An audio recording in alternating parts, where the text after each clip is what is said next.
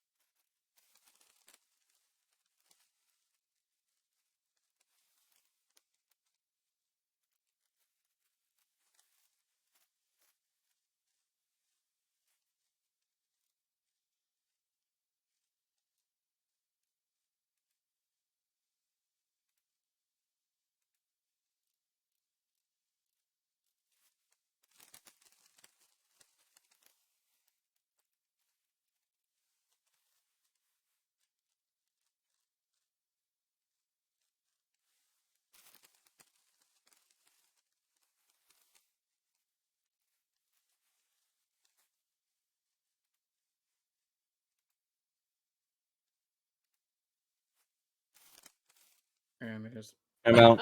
Oh, what the fuck? No. Nice background. No. nice chroma key. Fucking. Y'all weren't supposed to see that. I thought that was intentional. You wanted to have Whoa. Kanan as your background. No. I don't know why the fuck it. Oh. Oops. Yeah. There we go. There we go. Mm.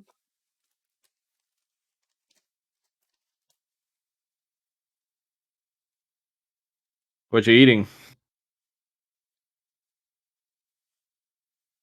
Nice Darkrai shirt. Yep. I had a sandwich. It's like the only thing I eat. Just eat like once a day. You're using the treadmill still, right? Yeah. Still am. Just need to get my back fixed so I can walk on it for longer periods.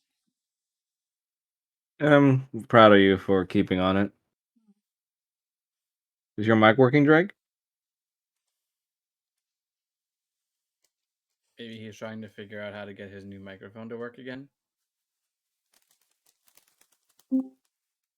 Hi, Shrine. Hey, Shrine. Hi, sorry. No No worries. problem. PC did not want to fucking play. No worries. I may actually get 20 out.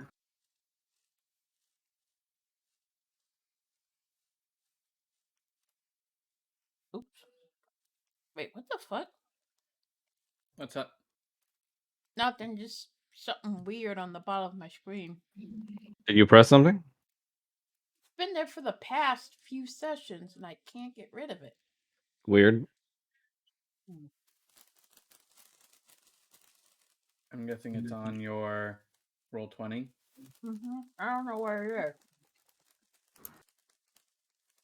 Does it show the whole Kanan Alucris repeating spell 1 or whatever? Yeah, that thing. I don't know what the fuck that is.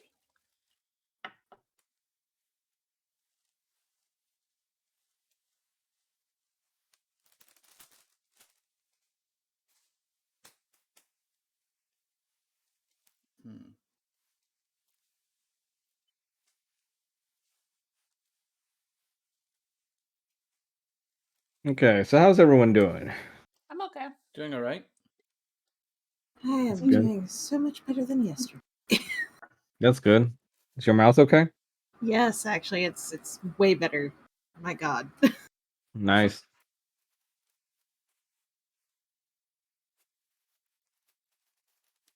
that a cough drop? Yeah, why? I was like, well, I have the same kind. Paul's sugarless, right? Yeah, literally the same kind.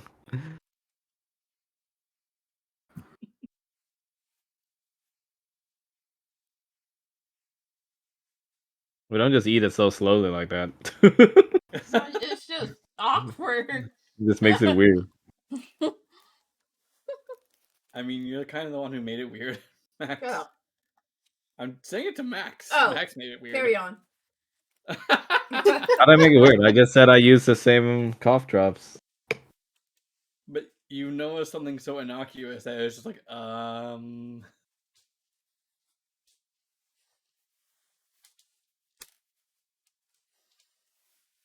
Nice box. Jesus Christ. What? What? So many dice. Well, Dice gremlin. I forgot which one to use today.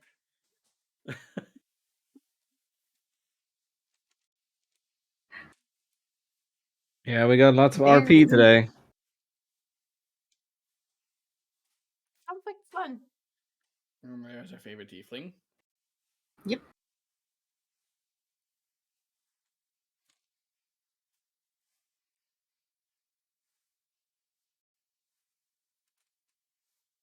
My poor dice. Maybe a strange question, My but poor- the tattoo that's on Roger's neck, is it a butterfly or a bow tie? Because I can never tell. Is that It's the a chip one? I thought butterfly. it was It's the broken one. It's a bow tie or a butterfly? Sorry. It's a Max. butterfly. Okay. just missing the masquerade tattoo that he hasn't used yet. Yeah, I need to actually put that on the skin. I need to update the skin because some of these tattoos are not actually I think it's a here, one of the arms. It's not actually complete. There it is. You can see it's not actually complete Oh, yeah, I can see it. I don't know which dice. because I Max pulled these used. over from an art piece I did of him. So it was just Mhm. like, yeah, we'll just adjust these. Max, pick a dice set for me to use. Wait, let's go with the Yeah. one in the second to last row, middle. Okay. Wrong one. The other one. You said pick the last one. I said second to last row for where I'm looking. Oh, motherfucker. So these. Yeah. Perspective. Can you guys hear me? Here. Yeah, I can hear you. Is We can hear you just fine. that your new mic? No, Oh. Oh, okay. we are still figuring that out. Yeah, I mean, you're coming through clearly, so. No, it's Discord decided to get weird there for a second. I had to reset all my settings. Oh, okay. Well, we all ready? Yep. Yep. Yeah. Let me just swap my clothes into the dryer since they're done. Okay. Poor Victor.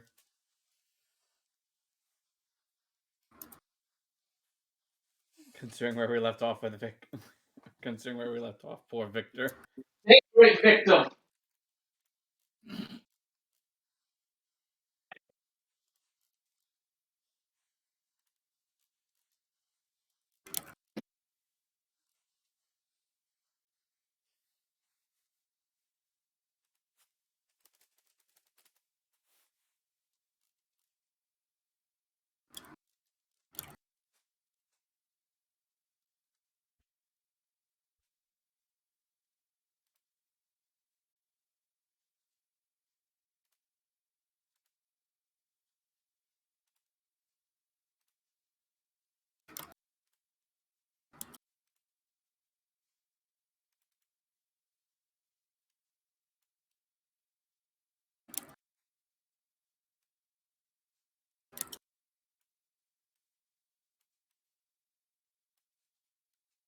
I think my favorite thing as a DM is when literally the night before the session, I get all these freaking ideas about how cool it would be to add it in, and I'm like, oh shit, now I gotta add Well, it in. now we have a new icon again. Me.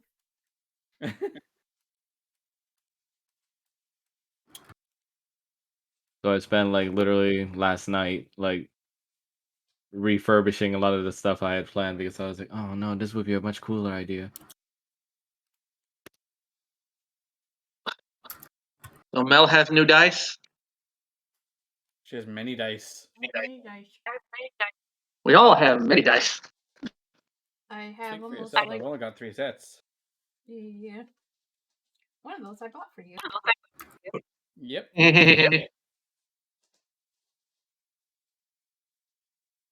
thing I don't like about half die is that I accidentally cut myself on them sometimes. And they're very pretty. You cut Oh, yourself on some dice? Oh, the Wait, ones- which dice were these? On the sharp dice.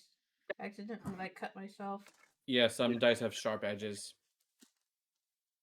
Yeah, I've Mel. been playing this game for almost 30 years. This But is news to me. These have pretty Yes. sharp edges.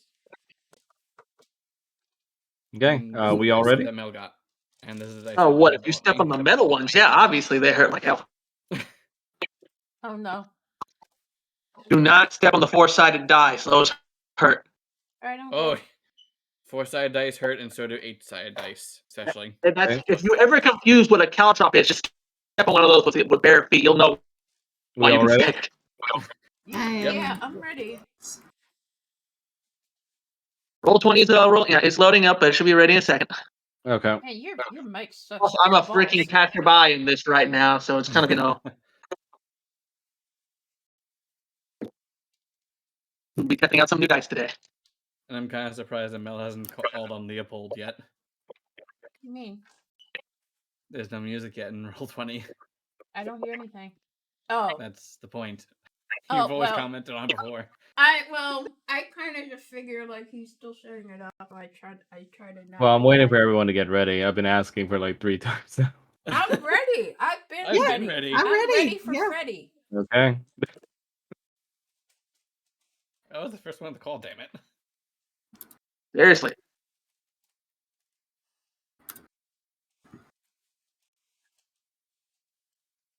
I'm ready to go. Let's go, motherfucker. Is the music good volume for everybody? Yep. Yep. Yes. Okay. Let's see.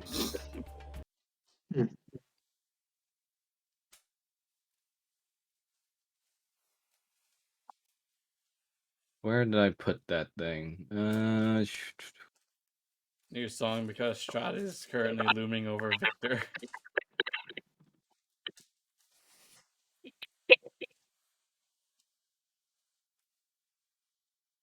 You little dick. What? Ah, one of my dice fell. I have to use my foot to grab it.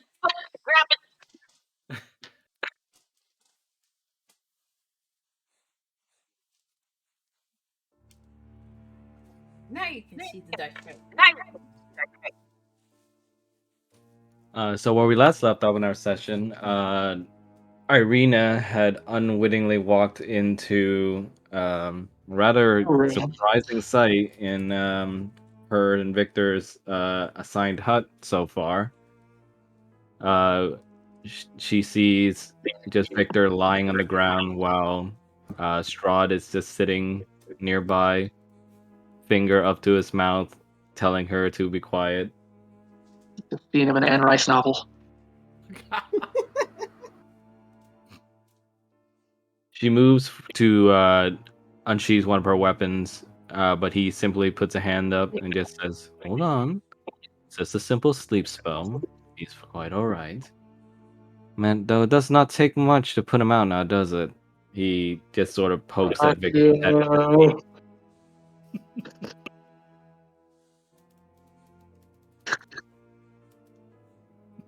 You see Irina draw her blade anyway as she asks, "What the hell are you doing here?"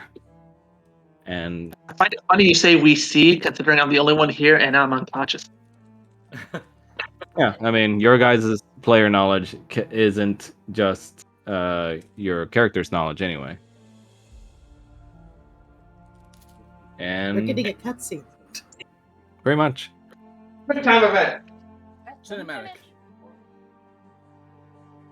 You see Strahd just get up jauntily from his seat as he walks over her casually. He simply says, "Why not? It is my realm, is it not? I think I'm due to pay my guests a little visit." She holds her blade up to keep him away, but he simply just continues walking like right into it, Ooh. and it continues to thrust him right through the stomach as he just continues to not care and speak to her. Morbidly, she tries to pull her blade out, but she finds that she can't. As Strahd continues speaking to her, just says, "Oh, you and your company have had quite a lot of time ruining poor little Bella's operations here now, didn't you?" Mina just stays quiet, moving her arm to punch him, but he simply blocks the punch and just holds her fist. Just says, "Yes, at some point we gotta get past this. You know that, right?" He simply brushes her punch off to the side and just says, "Now, how you been?"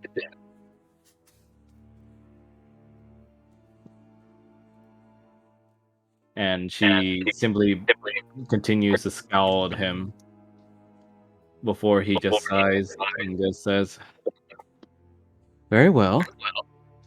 Since manners are clearly lacking here, why don't I start? Your friend here is of great interest to me." He gestures over to Victor as Irina says, "Yeah, why is that?" As Strahd continues smirking, he just says, "Oh, I think you'll find that out soon enough. But keep this one safe, would you mind? He's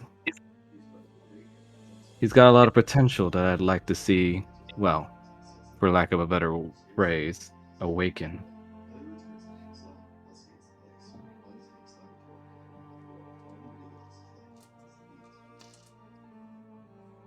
Irina just holds onto her blade even tighter. She considers making another strike, but relents as she knows that he probably wouldn't care or would not do much or would probably wouldn't even connect.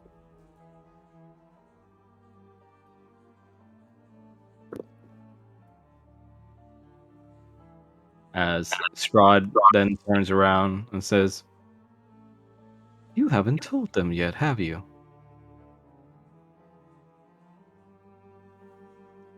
She goes a little bit pale, almost as if she understands what he's referring to, as he simply smiles and just says, "Oh, come on. If you can't talk about it with me, then who else? She Your said secrets are safe with me. I think the game's a lot more fun with those involved.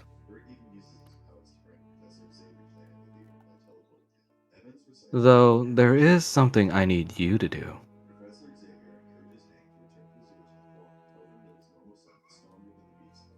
As she moves to possibly lunge at him, he says two words to her as he says, "Red Dawn." And just like that, in what seems like a flash, Strahd is gone. And Irina just stands there confused about what just happened. And as soon as she comes to her senses, you see, or she would see Victor start to stir.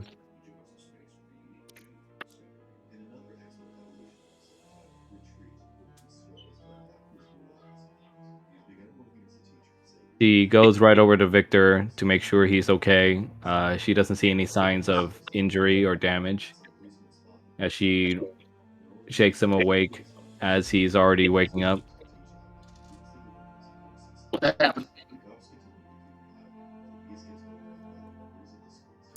What you say, Drake? What happened? Irina just says, No, he's talking. Irina just said, Strahd came by. I think he used some kind of spell on you to keep you asleep. Oh, yeah. Get everybody. Sorry, say that again, Drake? You cut out a sec. Get the others. I think he said get the others. Can you guys hear me? Yeah. Yep. You kind of garble. Yeah, get the others. Irina and Victor start to move out to everyone's lodgings. First, they visit Roger and Paul's hut. And Roger, why don't you tell me what they're gonna see in there? Okay. Well, Paul's passed out. Roger's You just sitting up. sticking out. Roger's sitting up, but he's not like he's sort of like getting ready to bed down. And that's probably what they're seeing right there. Irina pokes her head in and asks, "Hey, have you guys seen where Kanan and Falmus went?" Think they might be off with their respective gators. Respective haters. Irina just says, "Well, crap. I don't know where they are. Any ideas?" I mean, I'd assume Falmouth's up at the healers thing. It's just a couple of things down. Why? What's going on? Irina just goes in the hut as she tries to keep her voice low, but she says, "Strahd came by." Sorry, what? He showed up here? Irina says, I don't know how either, but yes." All right. Well, yeah, we should probably let the others know. And he leans over to Paul and is just like, "Hey, Paul, your biscuits is burning." And Paul bolts upright, awake. What? It's just like, we got problems. And he's gonna get up and bring Paul with him. It's like, let's go find the others. Okay. Your group goes over to collect both or first you go over to collect Falmouth, and he is still over in Arnie's hut. Blaze, why don't you tell me what he's up to during that point? I mean, he's honestly just telling what actually happened. Can you explain more on that? I'm sorry? I'm sorry, can you repeat that? Because someone else is talking at the same time. Can you go into more specific what you mean by that? Specifically about with everything with Bo, just because he can't bring himself to actually lie about a mission. Okay, so he's telling her the truth, or Yes, he's telling Arno the truth. okay, got it. Right. I All right. Go ahead. I mean, I did state that at the end of last session. Oh, I know, but again, this is gonna have to be public, so everybody knows right now. Okay. So Irina and the group goes over to collect Falmouth, and Falmouth. After you tell Arnie everything that's transpired, Arnie, almost as if having no time to come to grasp with what was told to her, sees Irina, and she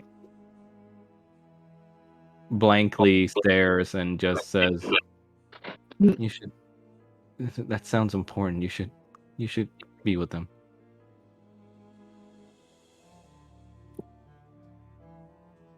If I'm able to, I'll get back to you as soon as I can.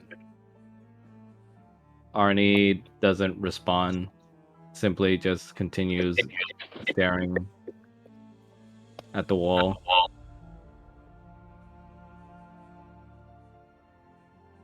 Fulmus just goes out to see what the hullabaloo is about, and just says, "Y'all have really bad timing." Irina You just can says, blame Daddy for that. Of course he would. Irina just says, "Do you know where Kanan went?"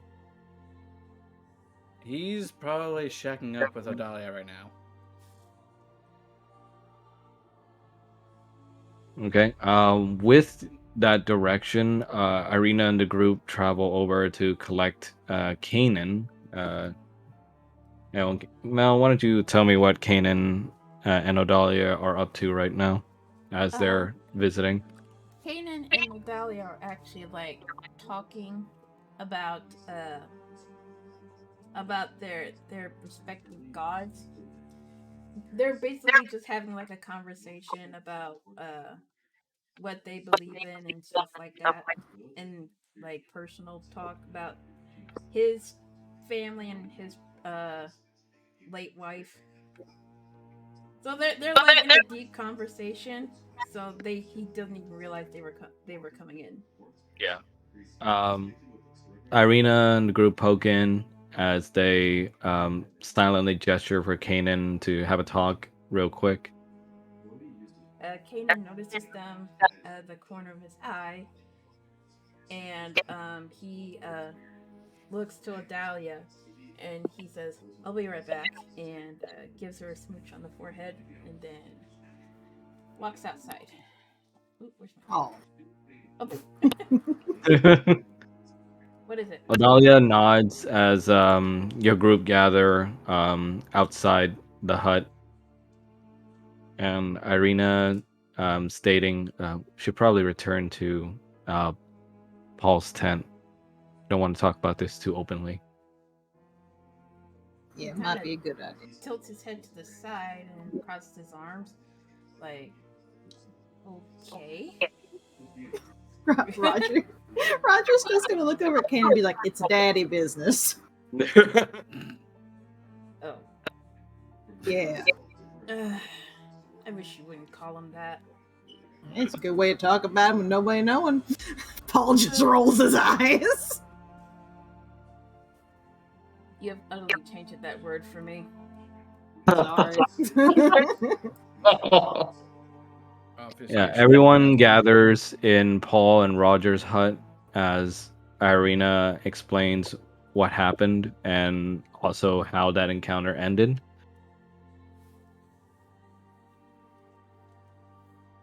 Is she keeping anything out? Is she keeping anything out? Like not mentioning anything. She's telling you everything as far as she remembers. And she can't remember what happened after he said Red Dawn. Like, it's just that particular moment is a big empty spot in her brain right now. So she mentioned that she's been keeping something from everyone then, which Strahd alluded to. That she does not mention. So he didn't hurt any of you in either way. Say that again, Shrine? So he didn't hurt either of you in any way. Irina just looks over herself and just says, "Not as far as I know." I checked Victor. Doesn't seem like he did anything either, but can't be sure. I'm inspecting myself. You don't particularly find anything wrong with yourself. No, nothing out of sorts that wasn't there when you fell unconscious. I feel violated, but that's nothing new since coming here.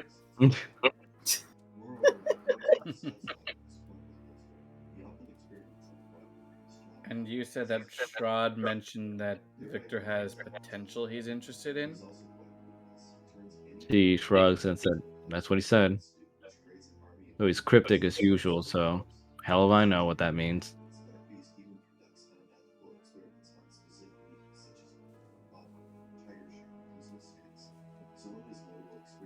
Maybe it's some kind of test. I mean, you could just think that, Victor's attractive. I don't think he's interested in that way since he's so fixated on Irina. I'm How do you know? inclined to What's wrong with agree. me? Nothing wrong with you specifically, just Oh, that he there's several seems to. things I could list that's wrong with you, but I mean, some people like having multiple people, just saying. Fucking dry. uh, Irina just says, either way, I'm more concerned about how he was able to get in here. Yeah, that's the rub. I'm more concerned how he was able to get one over on me before he noticed him. He's a vampire who has almost godly powers. It's not. Do we that know he's a hard to vampire imagine. yet? I mean, Yeah, your group knows. Fallen Yes, we sussed know it he's a out. vampire. Godly powers does not factor into it. He's just a freaking vampire. I mean, Fallen sussed out that he was a vampire back in the death house. So Okay, to be fair, you could have looked at him and been like, never seen a vampire, and been like, he's a vampire. Yeah, your group has done the religion check you guys did on the pastor's son previously also alluded to this as well. Oh yeah, that's right. You guys wouldn't let me kill the spawn. And you see Irina just continues. She says that this entire area, they said that they were under some sort of protection ward against him, right? So how do you get in? Obviously, damn they're not as question. well protected as they thought. or someone or something is compromised in the said ward. We do know that there was someone who was acting against them after all. I am fairly sure he killed whoever, quote unquote, compromised the ward. That doesn't mean that the ward isn't still compromised. Yeah, well, I say, did we kill him in time is the question. Irina Who can say? mentioned, well, I don't know, but he didn't stay for long, right? Maybe this was just a bluff? I don't know about that. He doesn't seem to be doing anything without some agenda behind it. I mean, he's a liar and a dick, but he doesn't strike me as someone who needlessly lies if he doesn't have to. I mean, his position doesn't really need to. That's the point. He's a politician. They always lie. He could tell us the truth and we wouldn't be able to do anything about it anyway. Exactly. Irina 4 mentioned, more years. if that's the case, then I vote we just don't tell the Gators about this. I don't want them to raise alarm without having any specific proof about what's happening here. True, but we might want to tell them to double check the wards and everything just in case, especially since they do now know that Bo was a traitor. Yeah, that'd probably be a good idea. Irina nods, agreed. Somebody's gonna have to go talk to the chief then.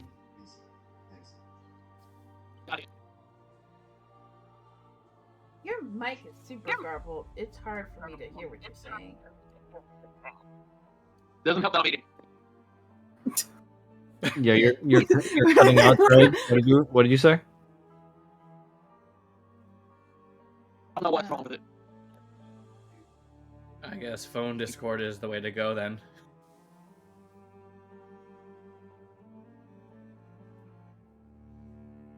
Yeah, say something real quick, Drake. Hi.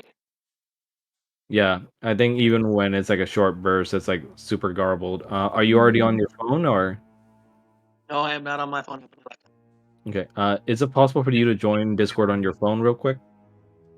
Let me fiddle around with this and we'll see. Okay.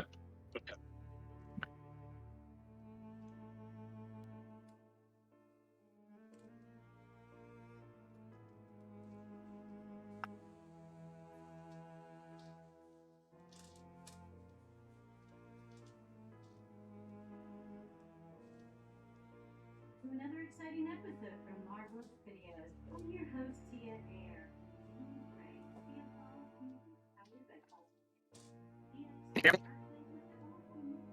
Still choppy. Yeah, pretty choppy.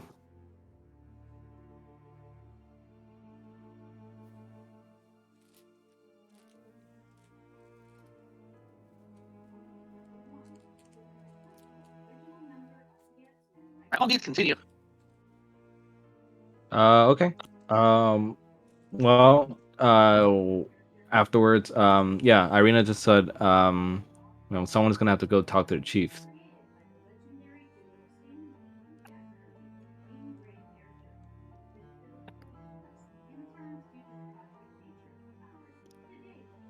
Preferably someone who can actually do so without giving all the crucial information. Roger and Paul are just both looking over at Kanan. I think everyone's looking over at Kanan. Is Kanan even good at deception checks, or? No, not really. Actually, let me check. His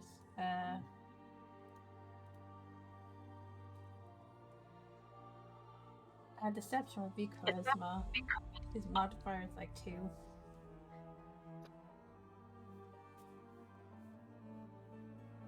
Palmeth has a modifier of 5, just from his charisma, but no proficiency.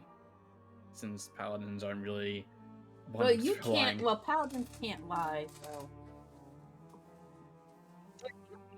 This doesn't really. That doesn't really apply to clerics, though, does it?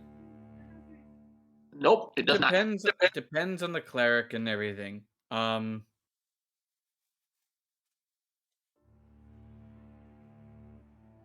Bahamut is known to keep things that aren't needed to be known from those who don't need to know.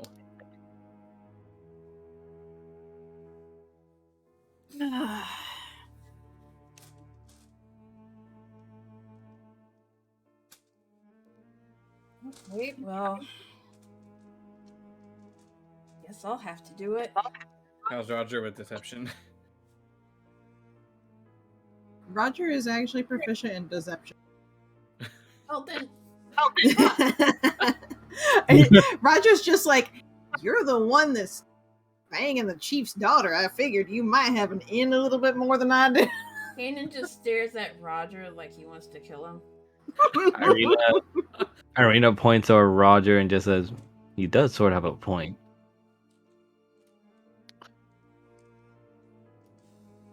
Which one of us? No, she says she points over at Roger. So she's saying that Roger has a point? Yeah.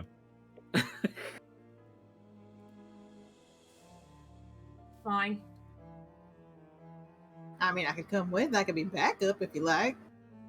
You'd probably be distracting. I can behave myself, thank you very much. Fuck. Okay. Yeah. Shut up! He kind of puts a hand over his mouth before he says that. Just don't. Yeah. Irina just sighs, I'm just gonna go take a nap. I think we all need one, to be honest, but let me know if something occurs.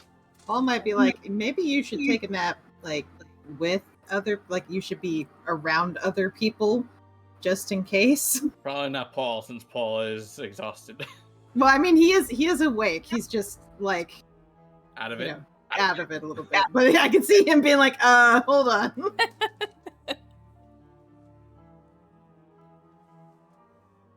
Irina just says, alright, well, what do you suggest? I don't think Victor's wanting to sleep anytime soon. Well, it's more like a case of just having somebody with her is more... I'll stand guard. I'll stand guard. Okay, then.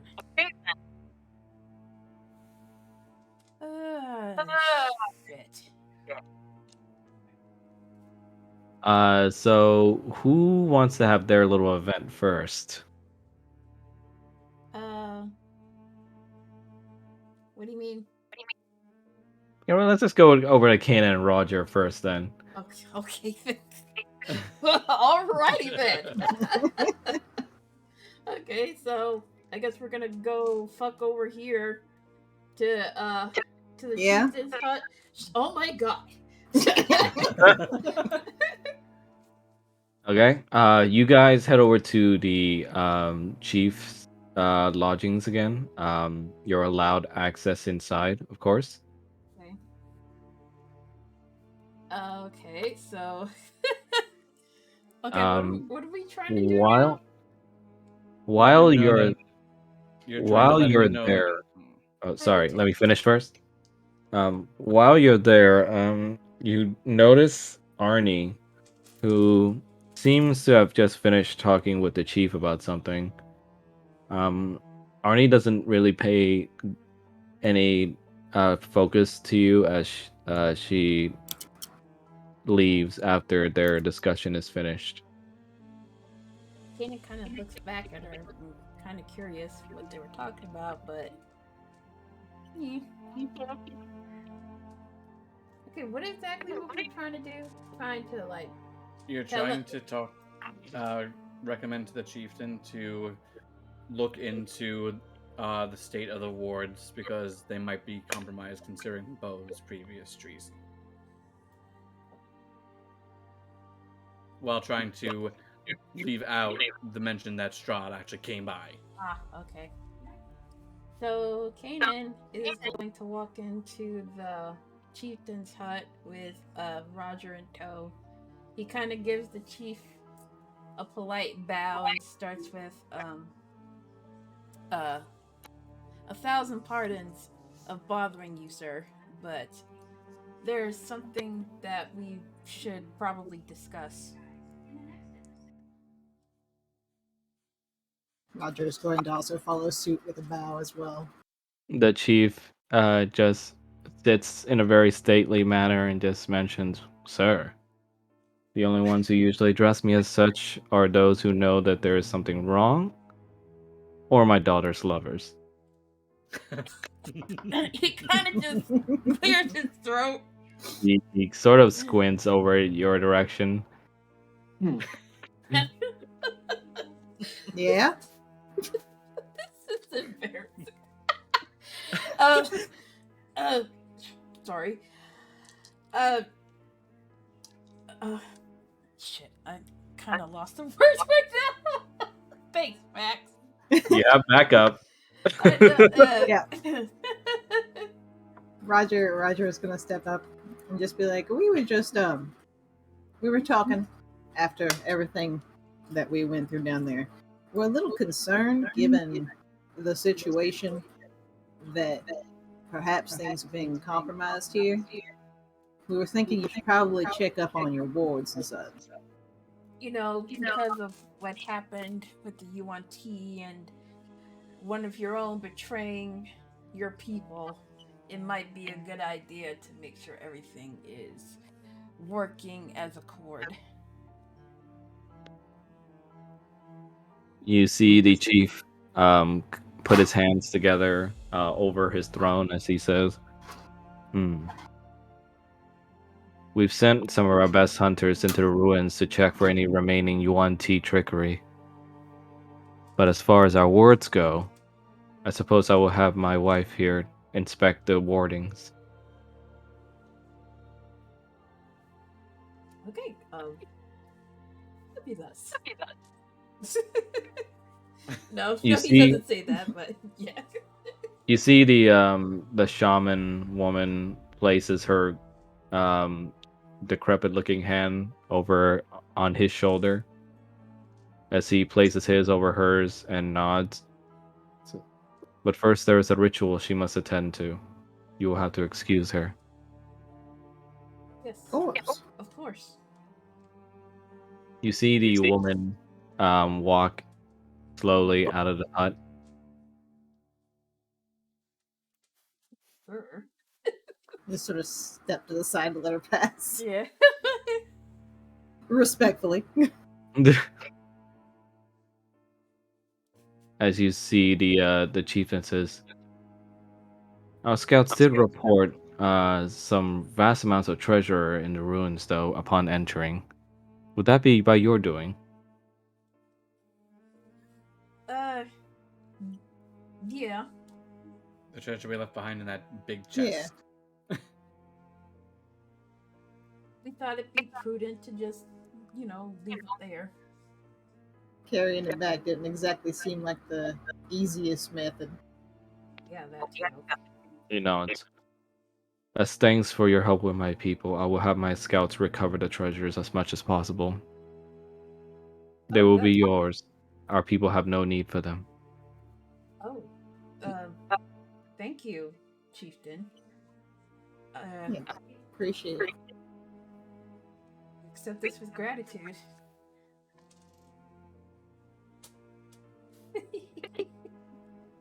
You see, he simply gives a very affirming nod. Why don't the two of you go ahead and roll deception for me? Oh shit. Okay.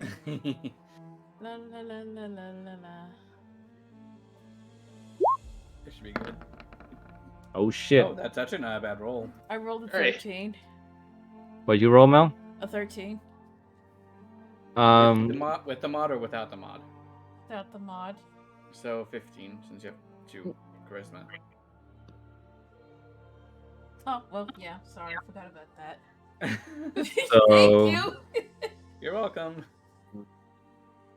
he seems to look over you both with incredible amount of judgment in his eyes, not in a overwhelming way, but in such a way where it almost seems like he's peering into not only your character but also your soul.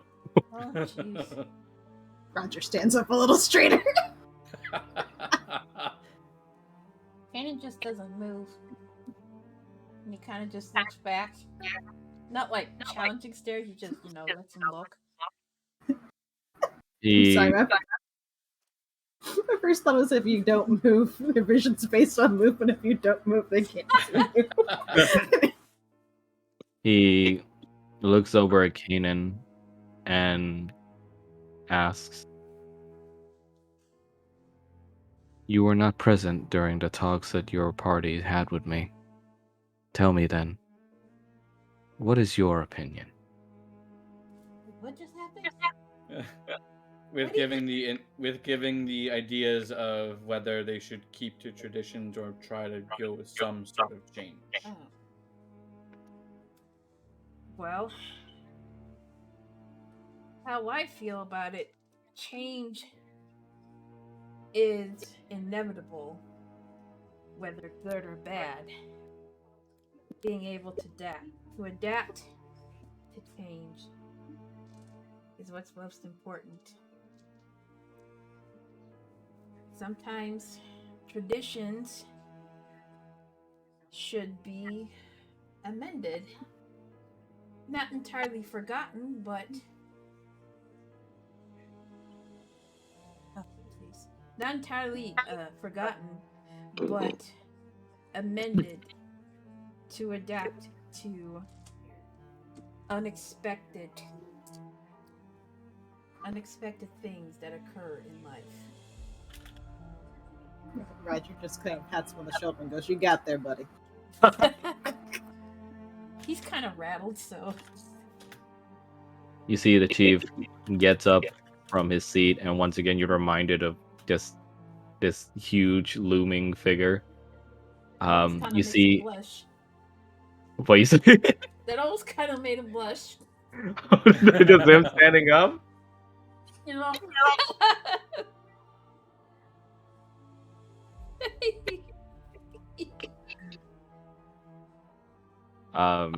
You see, he's slightly hunched over, almost as if to remain at least somewhat within the realm of your guys' sizes, and he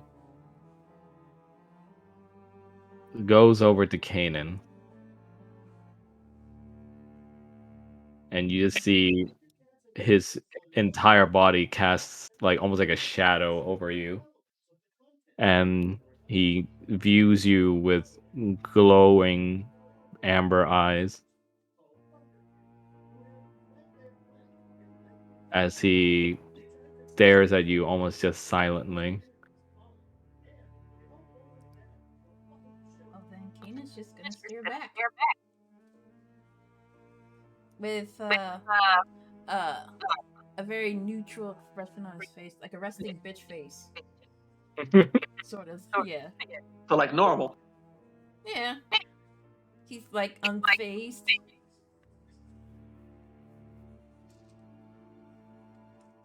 And he states, "And do you speak these words as one who tries to woo my daughter? Or a member of the cleric clergy?"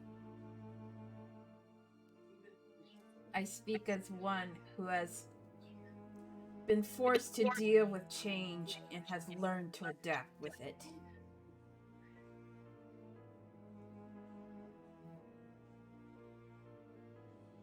He looks at you and states in a very matter-of-fact way in his deep voice, "Strike me." What?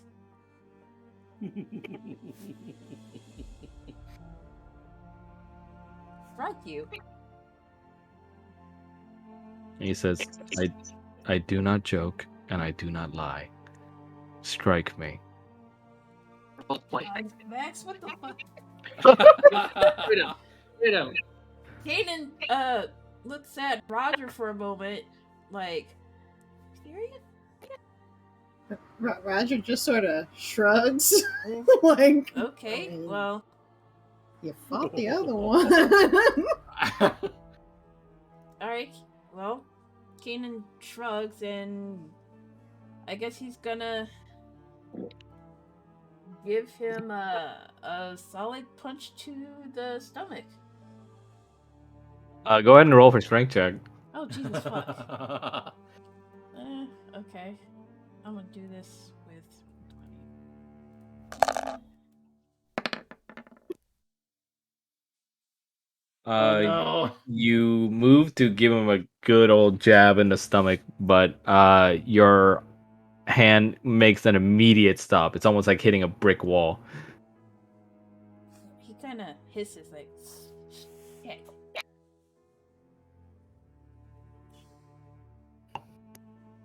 Kind of moves his fist back, kind of like shakes it a moment, but he kind of, so he just stares back at him, like, what was the point of that? Oh no. You see he's unfazed completely by the hit as he simply turns around from you and just says, "I do not sense the fire in your words yet, but it would appear my daughter does in some manner.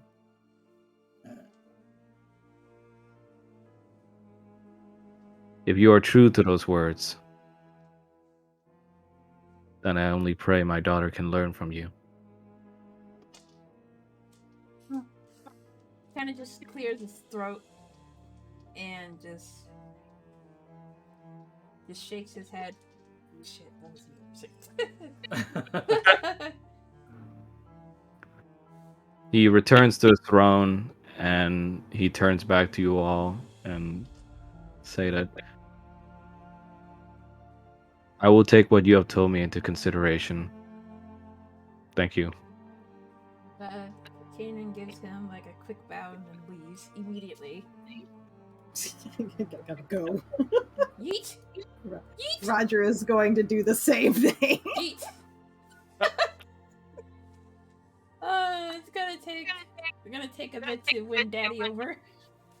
What are you saying? It's gonna take Kanan a bit to win Daddy over.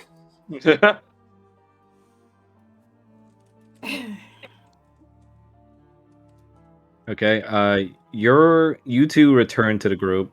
And let's see. Victor, are you with Irina right now? Yes. Okay. So you're over here. Okay. Right. Falmouth, you're with everyone, right? Or where are you right now? Falmouth was gonna look for Arno, but Okay. he Is that what you return want to back do the right group. now, or? I mean, he'll be back with the group first before he sets off. Okay. So you return to Paul and Falmouth. And so what do you guys want to do?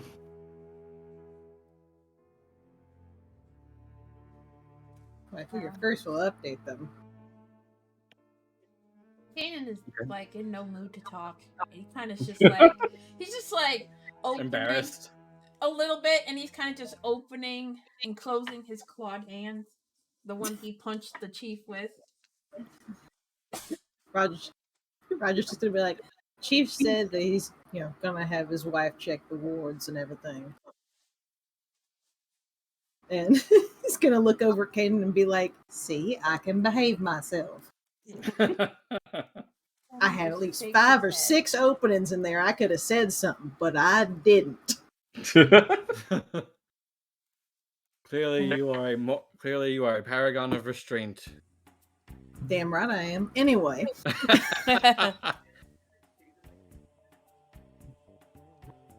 Yeah. Okay.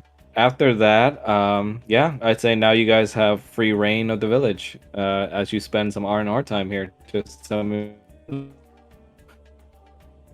You You kind of went robot on us. Sorry. Can you hear me now? Yes. Yeah. So now you guys pretty much have free reign of the village.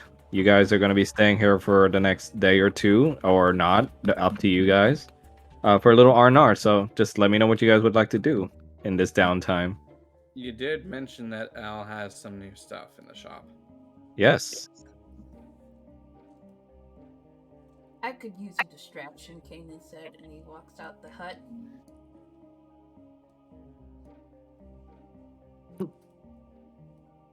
And he's kind of just see what. Go ahead. Almost gonna see if Al has anything. Kanan. Okay. So who's visiting Al's shop right now? Me. Roger's gonna go. Paul is just gonna be like, "I want to sleep," and Roger's just gonna give him a kiss on the head and be like, "Go back to sleep, darling." Oh, it's Roger coming with him? Yes, Roger's gonna. Okay.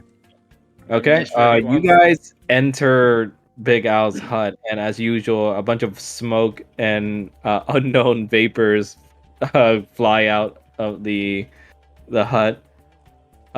Basically filling your gaze, and before you swat them away and you finally see him, he's sitting on his side as usual, lounging about, his eyes completely like violet with whatever it is that he's smoking, and He high as fuck. you see that he simply like he taps his little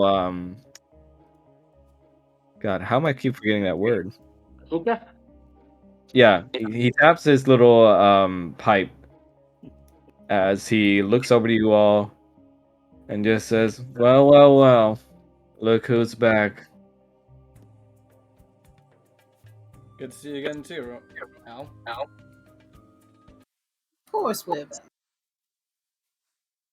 Ooh, Let's the see music what. just petered. I said, "Of course, we're back." Oh,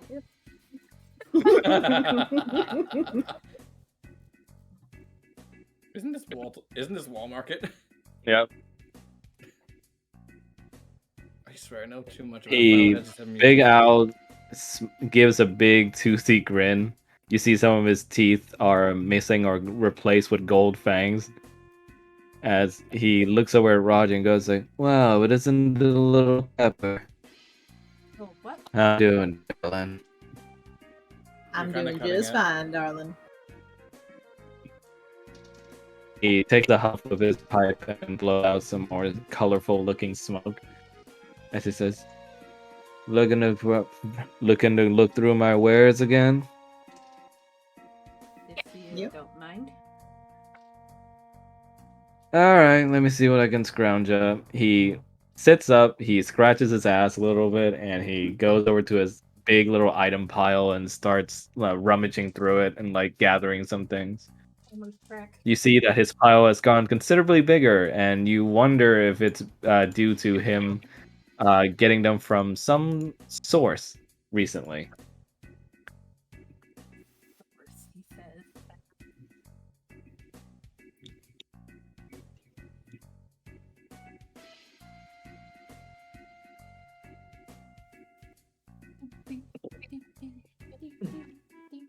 I uploaded the shop contents.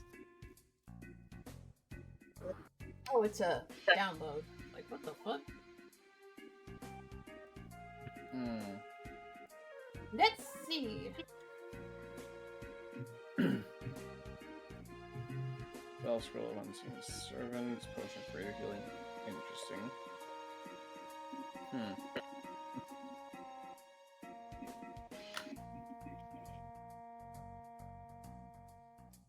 I brought tattoo. I think he had that ringmail armor the last time. Yep. Or wait, you mean the question mark one? The adamantine armor ringmail. I'm pretty sure he had that the last time, since I was initially looking into that. Yeah, But then I there's realized not the AC was all lower. new gear. It's updated stock.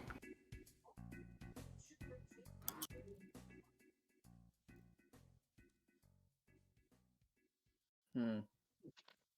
I wonder what that question mark armor is. It's armor that might not be armor. Well, it's more like what type of armor is it? Paper mache. I'm curious about the last two tattoos. You see Jake inside of inside of Roger's bow just react as you hear him speaking your minds. Master, this person is strange.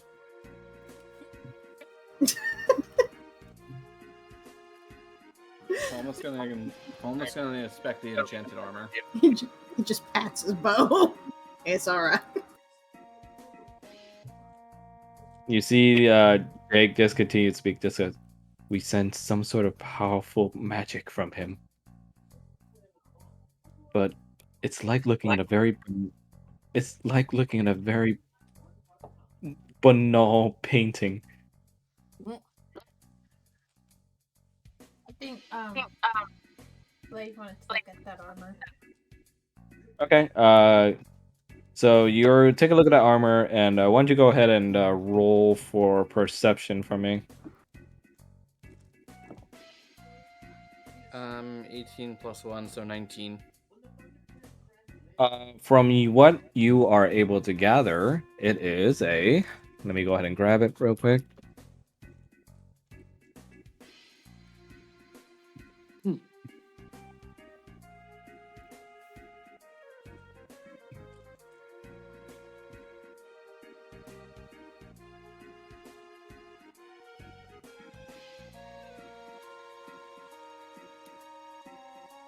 You find that it's upon inspection from your experience with armor, it is a breastplate plus 1 armor.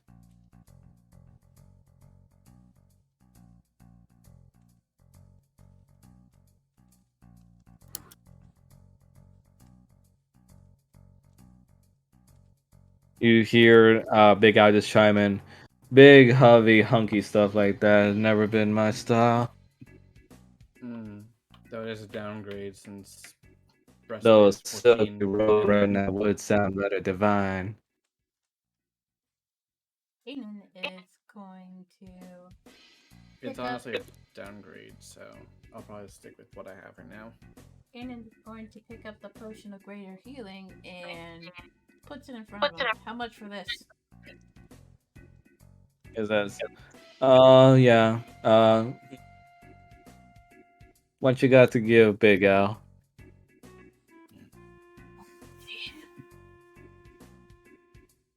I got gold. What did you say? I got gold. Maybe a polished quartz. A couple of pearls. Come on. He says, let me see them pearls you to be talking about.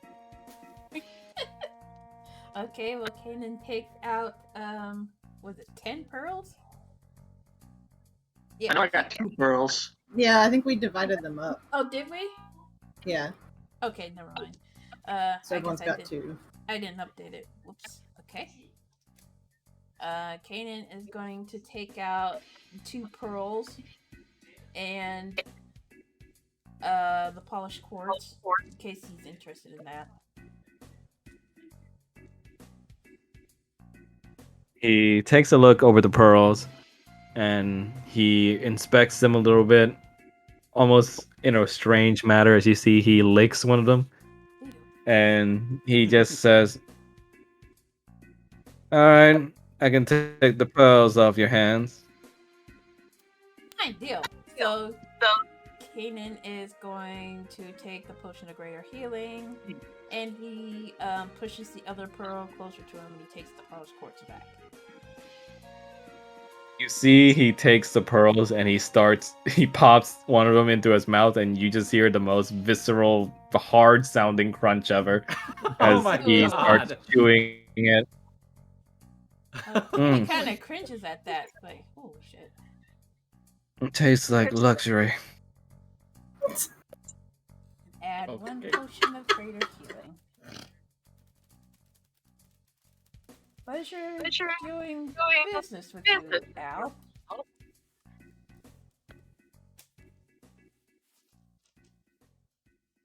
Anything else, dears? Nope, I'm good. He kind of just walked out the hut immediately because the smoke was starting to overwhelm him. Hey, as You see, Kanan is yeah, as you start to leave, he just says out in a very like casual but loud way, "Thanks for feeding me your balls, darling." uh, I was gonna say I had Victor sticking his head out as Kanan was passing by. So I guess I heard that. Yeah, Victor sticks his head out as you're walking by, kid, and I don't mean to interrupt whatever's going on here. Can you watch Irina a minute while I check something out over here at the store? yeah. okay. So, So you and Victor switch places for a bit, Mel. Yeah. As Victor, you head over to the shop, joining yeah, in the mass cathedral of smoke and colors. before that, right quick. I heard mention of ball munching. Is I need to be worried? Just go before I hit you. Okay, it's just business as usual then. Okay.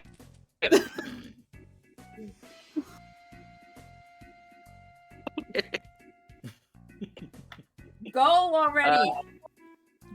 Alrighty. How much for this adamantine ring mail? He says, "Well, I'll tell you the same story I told your big red friend. What you got to give old Big Al?" I got about 300 gold. I got potion of giant strength, 2 pink pearls. Here you're into balls. Kanan kind of You hears see that Big and Al he's goes, like, "Mm." You see Big Al just sticks his nose up and goes, "Balls and gold have gotten boring about 5 minutes ago, darling." oh, you went You kind of cut robot. out again. You went Can robot you for repeat a that Oh, minute. again, sorry. Soundwave? Soundwave, can you You repeat see that again? Can you hear me now? Better. Good. You see Big Al says, he sticks his nose up and he says, "Gold and balls got boring as of about 5 minutes ago, darling. What you got that's exciting for old Big Al?" I got, what is it called? How do we phrase it? Physical enhancement. I'll show him what's exciting if you make the ball joke again. Leave that though, apparently. Don't say that too loud. He might take you up on it. I got a potion, yeah. I got a potion of giant strength. I got a chain He- shirt and leather armor. He bids you come close and just goes, "Let me take a look at that vial there." I'll pop it over to him. He takes a look at the potion of giant strength and just goes, "Hmm." See, Big Al's never big into being all buff and strong, but might be fun to have an extra large arm one night or another. He says, Staring. he says, "Hmm. You got anything else on offer, darling? Ooh, Let's Max. see. Question? What was that? No, go ahead. I had a question for Max. You there? Yeah, what's up? Um, no, go ahead. I'll just text you or DM you. Okay. Sorry. And Okay. I got a Go chain- on, Greg. And I got a chain shirt and a warhammer. He points over at your wolf helmet and goes like, "No, that's a cute little puppy head. Wouldn't mind having some of that." Right? Pass it over. He takes the wolf helmet, sniffs a little, and just goes, like a big old, sweaty little night room.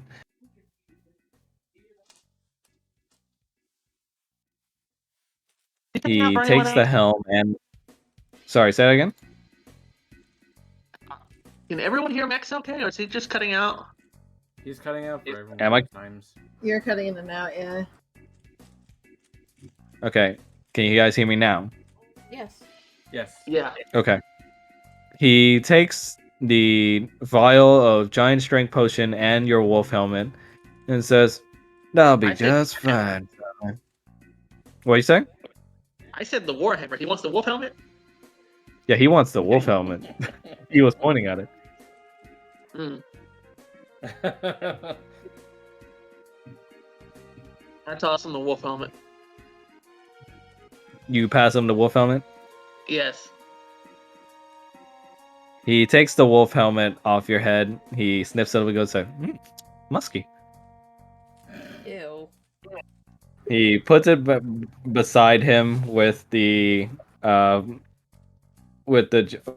potion of giant strength. Just goes, "All right, darling. Have a good go at it." He like slides the adamantium armor over to you. How much would this raise my AC from what I got now? It's the same AC, but you have protection from crits.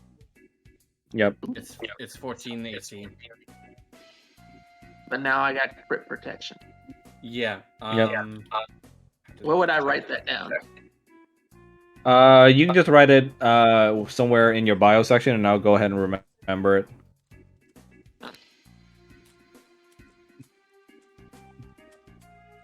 So adamantine chain, basically. Ring mail, but yeah. Yeah.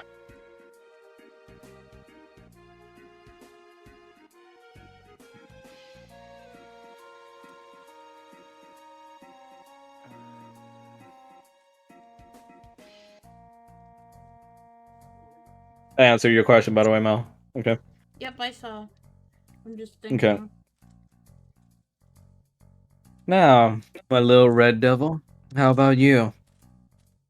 Oh, I was wanting to ask about what tattoos you have on offer.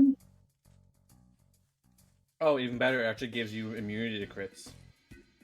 He crit, holds even- his hand over his heart and just goes, you know how to start the talk, darling. You went robot again. You went robot. It's Sorry, like you can you and hear me Drag now? Are, yeah, it's like you and Drag are having problems with your mic Yeah. today. Yeah, I think it's just the internet, to be honest. Okay. The internet's born. Let me go ahead and read this. Are you gonna reset? Is that what he says? I think. Oh, okay.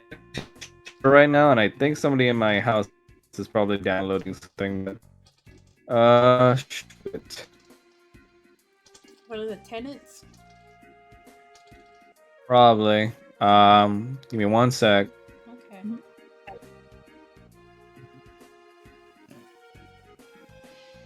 Okay. Yeah. You see, he puts his hand over his heart, and Big Al goes, "Oh, you know how to touch an artist's old cranky little heart, darling." He just grins. He gives you like a small little parchment of different drawings and descriptions of tattoos he has, and you see in his shop alongside with the spell rot tattoo that he had from last time, you see he also has 2 new tattoos this time. One called Life Well Claw tattoo. Roger's gonna be like, yeah, what do these two do specifically? He points over to the Life Well tattoo. You see, he says, "Oh, well, that one's a fun one. You like not dying? Well, here you go. This handy little tattoo is gonna keep you alive for as long as possible when you get killed, darling." And in gameplay terms, when you hit 0, it keeps you at 1 time, and then the thing is expended. Okay. And then you can, and then And he return points to at the other game one, after. the Eldritch Claw tattoo. Now that one's a little bit more fun. He quickly draws a tattoo on himself. You see it's like a bunch of tentacle-looking tendrils. As he reaches out his arm, a bunch of tendrils come out. You see about 15 feet about where he wants his arm to go, and then they just retract into his tattoo. In gameplay terms, basically, while you have this, let me pull out the description. You know, I just realized I still have that scarab of protection. I never use it. I need to think Yep. about using that.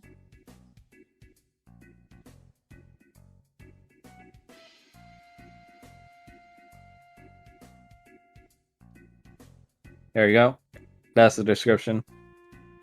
Let's see.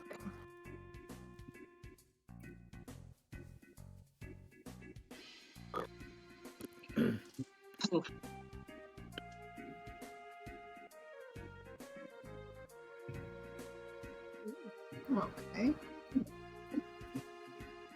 Roger's gonna And be the like, life wow. was probably more. Roger's gonna be like, well, I'm definitely interested. You could be. So which one will it be, little cayenne pepper? Okay, sit there and think for a second. Let me maybe confer with my partner on this, because I have a feeling he might be interested in one of these too. Is Victor back with Irina? Yeah. Okay. Kanan's gonna go wander off somewhere. Probably back to Adalia's hut. Which is yeet.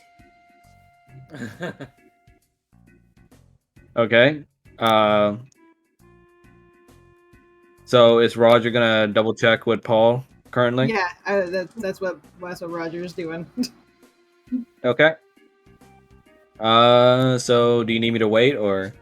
Well, no, we will say that he has done so because I just checked in with Rattle. Okay. And he's gonna sort of stand there and be like, what would you have in mind for both of them? Both. Oh dear. Well, it may take just more than just one night, a little passion for just both, don't. I understand that. We do have some treasure coming in with some interesting things in it. I think you might be interested. I was about to say, like, you got fucking gold. What the hell? What do you say? I was about to say, like, fucking, Fuck's got gold, doesn't he? Yeah, but remember, he doesn't take gold. Oh, that's right. He's Fucking bored. And he's stingy ass, eccentric, okay? stingy ass piece of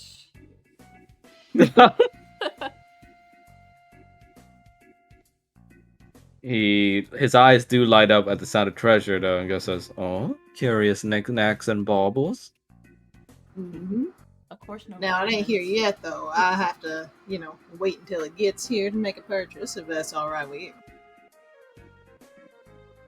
Big Al just says, "Oh, I'll just be here, lounging away my years in beauty." He's gonna be like, all right. And he's going to actually pull out, he's like, but I will give you this in the meantime. and he's actually going to give him one of like the snake teeth, or offer him one of the snake teeth. You hear Jake just goes, Master, not the spoils of war. Roger just pats the pats the You bow, see, like relax. You see Big Al just whistle a little bit and he goes, well, hot damn. That's almost as big as one of the gators out the back. Sure is. Took it off a snake we killed. Oh, well, if it's more of those dead snakes, then even better. I'll take it as an IOU then. Thank you. All He right. like props up the tooth in such a way where you see he uses it as like an arching lounge chair now. Oh my Oh god. my god. All right. He takes a wistful little sigh as he does like the dramatic like actress thing where he puts his arm over his head and goes, Oh, that- fare thee well then, little Pepper. Alrighty, I'll be back. And Roger's going to make That his way dude's over. stewing in his own juices. Like, You see as you exit, Jake just vibrates a little and he speaks to you and just says, that was the most terrifying man I've ever met in my life. Roger just puts his hand on his bone and is like, relax. Good gods, I hate to don't- think about what's going to happen if I ever take you to the brothel. I don't understand how much power can just come off of someone so strange. Are you talking actual power, or are you just talking like he's intimidating? What do you mean? You see Jake just says, we sense powerful magic coming from him. Magic. that. You Wow. see, if you look back over at Big Al, he says like, sort of just scratching his snout with one of his pinky fingers. Roger's gonna be like, well, I mean, there's stranger things. Okay, so what does your group want to do now? Or now it's like whatever activities you guys want to be up with on your own leisure time. Just let me know and we can see what we can do. Well, I'm just looking for Arno. Okay, Blaze, pause on that real quick. Let me get to Kanan first, since it'll be the shorter one. Mhm. So over in Kanan's side, the minute you enter near the hut, Odalia pulls you in by the scruff of your armor, Oh. and she drags you. It's hard enough to like fling you over to like her bed. Well, hello to you too. Odalia puts her hands on both her hips and goes, "What the hell did I say about making me wait?" Sorry. Kind of just gives her like a sheepish grin. Odalia smirks and says, "You're gonna make it up to me." Okay, sure. What did you have in mind? He says, "You're gonna take me out today." To where? She like this pinches your forehead a little bit. She says, "On a date, dummy." Oh. It's been a She few sighs years and since just I've been goes, on a "Oh my." date. She says and just says, "Oh my god, did those snakes also bash you on the head too hard?" Actually, no,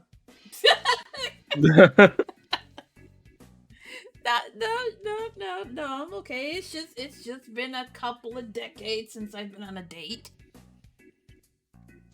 She squints hard at you and just says, "Are you saying you're not doing it then?" I didn't say I wasn't doing it. She calls her spear over there and says, "Good. I'll be waiting for a plan." But what's that for? You see, she takes hold of the little vial necklace she gave you, and like she yanks it off your neck, and she says, "I'll be back." And with hopefully, my man will have some date plans. Ah, shit.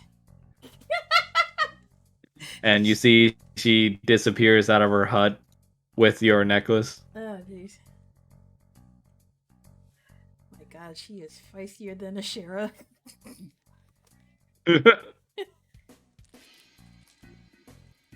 Okay. Okay, going over to Falmouth, you look in Arnie's hut, but you don't find her there.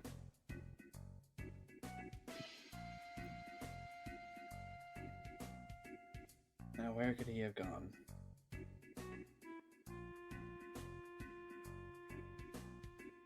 Go ahead and roll perception for me.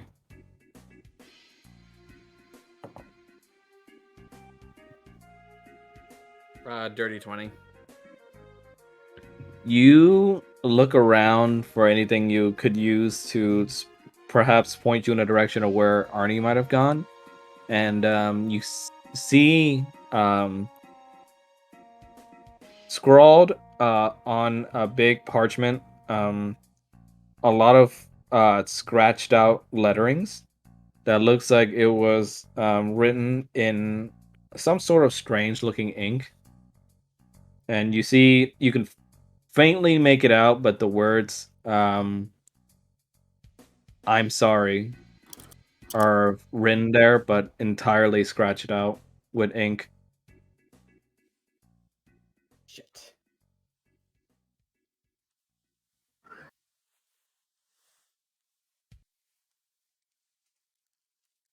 He's just going to try and find someone who might know where. He's not really sure if anyone would really tell him anything, though, since, as Bo said, not really many people treated Arno quite well. Yeah, go ahead and roll for perception again.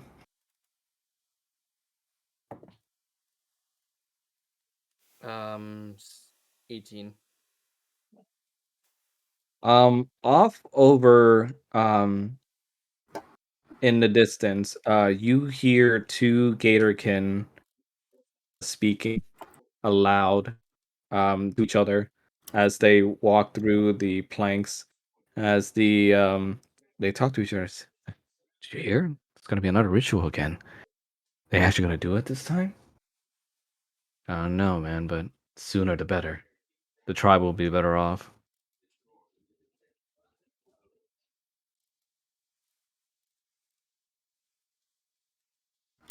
Falmouth just makes his way closer to them, trying to find out more.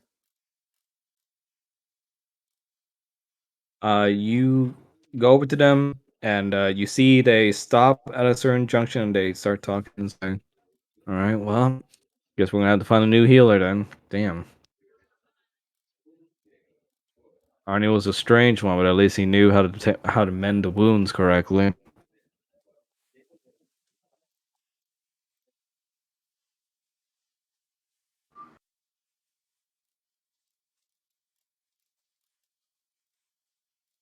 I'm curious about what this ritual is. Is Falmouth or Huh? is Falmouth saying that or? Falmouth saying it. You say so within earshot of the two gators, but seeing that you were listening in and on, they sort of disperse and ignore you.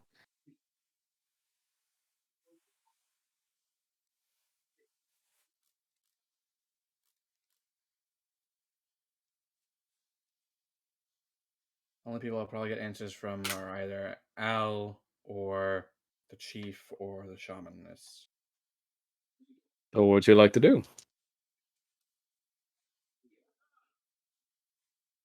He's going to head back to Al's because Al is someone Okay. who he knows has been kind to Arno in the past.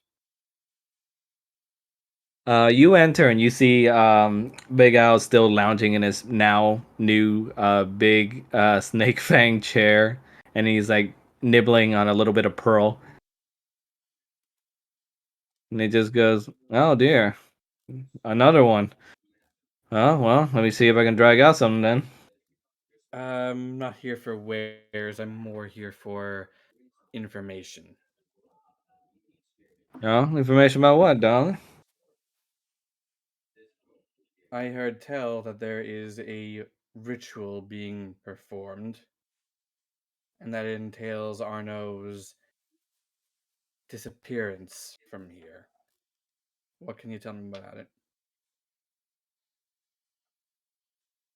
He gives you a raised brow, almost as if he's trying to get a gauge of what you're asking. Why don't you roll for persuasion for me? Ooh, wait, hard for robotic. Sorry. Um, He raises his brow and almost as if he's trying to gauge your motivations. Why don't you go ahead and roll persuasion for me? 28 from a nat 20. Nice. Well, he stares at you and asks, "Look, you seem like a good lad, but what you got to do with my Arnie?" You know that I've been involved. You even were there as a witness to when I actually fought against that fool who is insulting her. And Bo was as much of a hothead trying to defend Arnie every time as well. Will this end the same way, boy?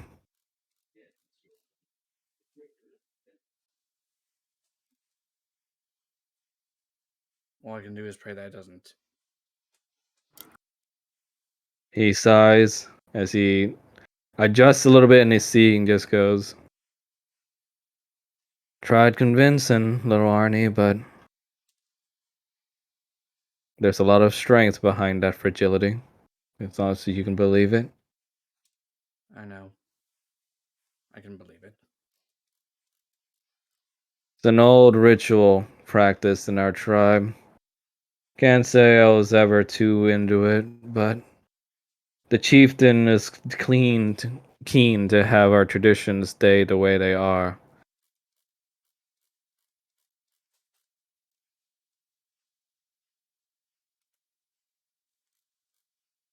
That sounds rather ominous. He says,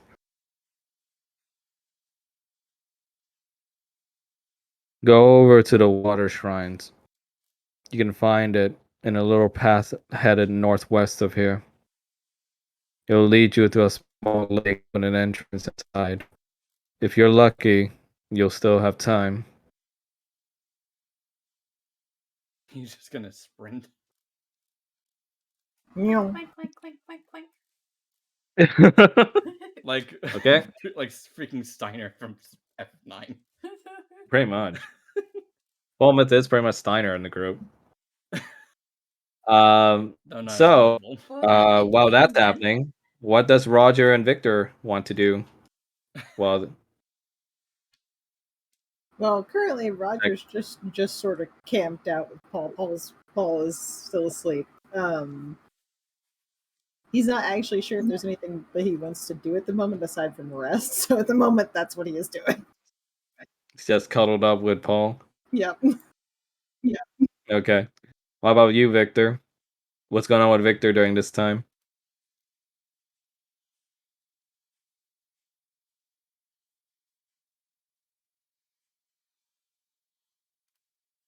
If you're talking, Drake, I can't hear you. Or am I cutting out again? No, you're fine.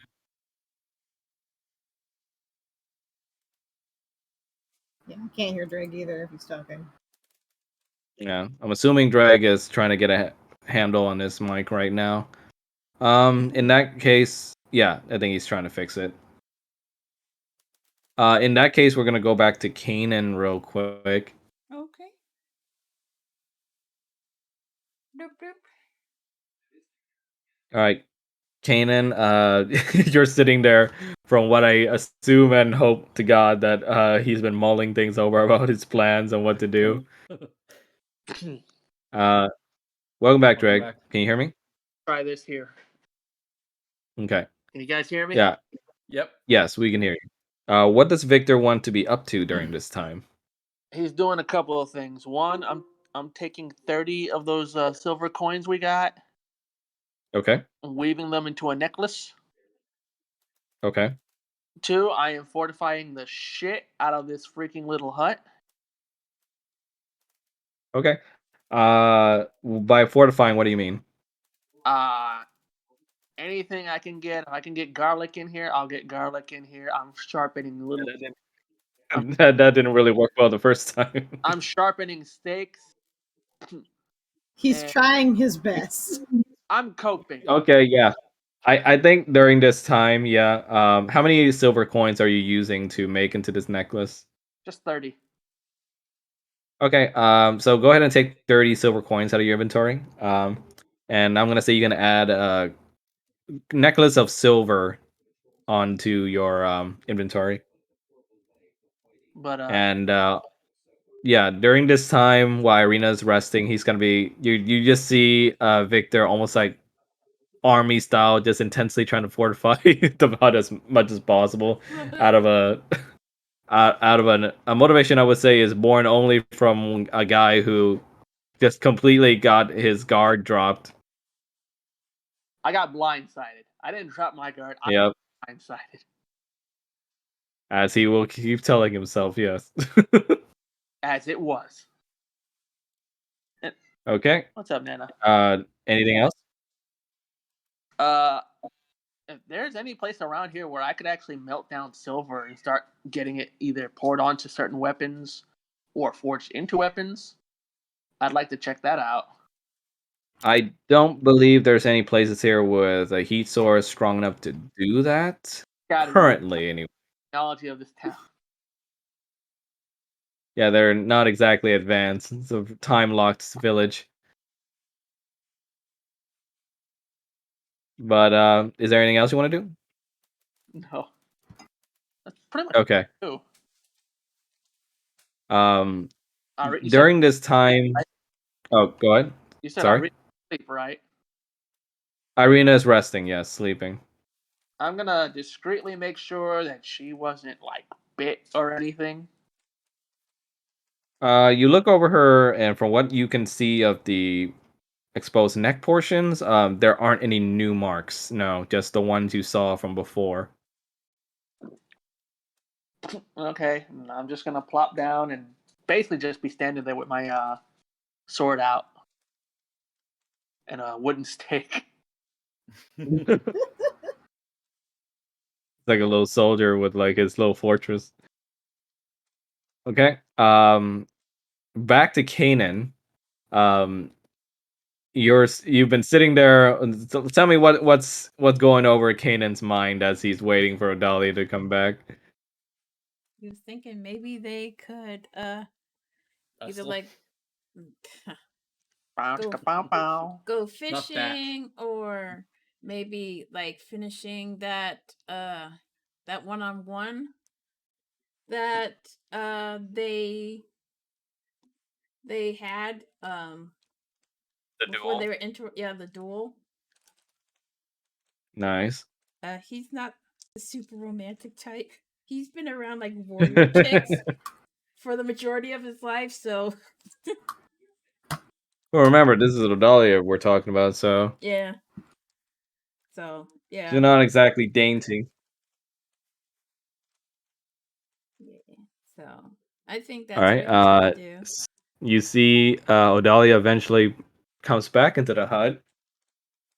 She doesn't have the necklace on her, but she just simply clears her throat and just looks over at you with one brow raised. He just says, "Oh, what'll it be, Kanan?" What did she say? She says, "Well, what'll it be, Kanan?" Oh, what'll it be? Well, he stands up from her bed and kind of just cracks his neck a little bit. We never did finish that duel when we first met. You want to settle the score? You see, Odalia just she starts smiling. She says, "Oh, I see. Instead of a date, you want to get your ass kicked again." Or the other way around? She subsequently starts cracking her knuckles, and she just says, "All right." I suppose as a way of showing love, my man wants to get beat today.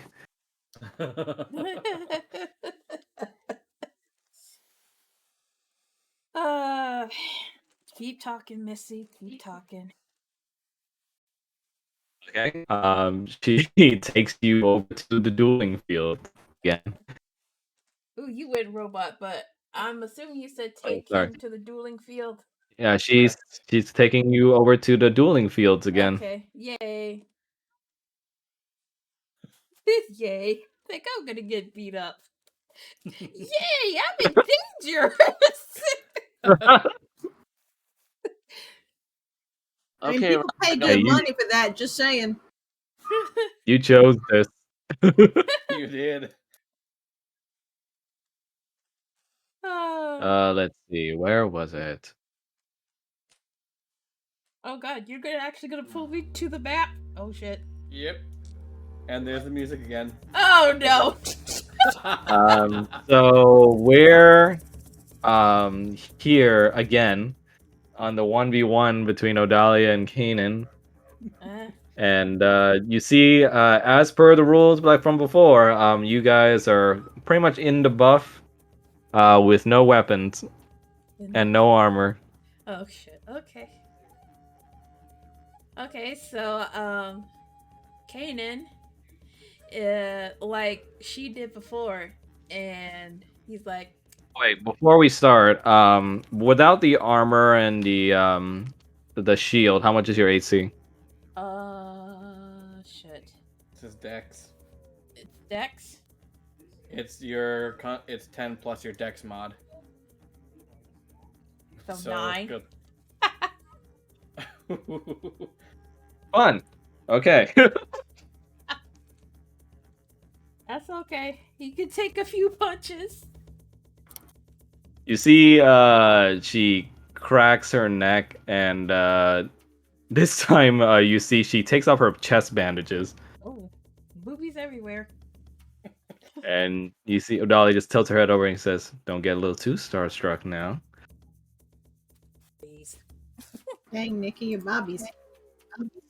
Dang it, Bobby. What you say, Strahd?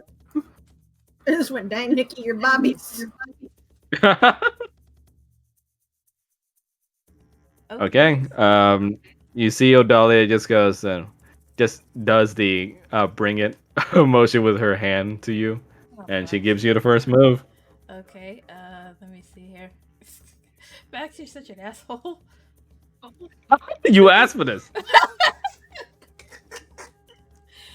Oh, okay, let's see. Alright, so he's going to he's gonna rush at her and try to let me see here. Make a right hook to her to her stomach area. Okay, go ahead and roll for it. Roll for it. Roll for AC. Roll for AC. Okay. I forgot how to do that. How do you do that in the thing? Shit. Give me a sec. It's just RD20, right? Slash RD20. Yeah. Yeah. I had a slash RD20. Would that be like a strength modifier? Yes. Oof. Fuck. Okay. Strike is your strength mod, I guess. Yeah, so then it's So a 10. strength mod and also your proficiency mod. So 8 plus 2, then 3.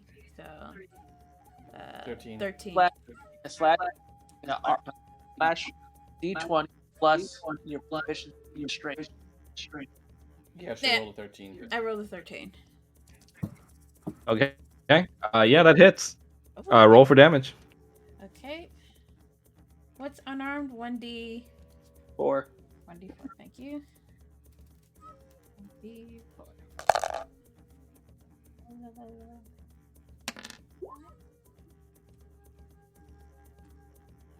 Nice. You you right hook her right across her. You said her. Where were you aiming that again? I'm trying to hit her in the stomach area to try to take the wind out of her. Yeah, you right hook her in the stomach area. You don't really take the wind out of her, but she feels it a bit as you see she almost like seemingly grimaces with joy. Oh, that should be 5 damage since it's also plus your strength mod for Oh, damage. thank you. You're welcome. Okay. Sorry. And she said, "Nice one, beloved. Here's mine."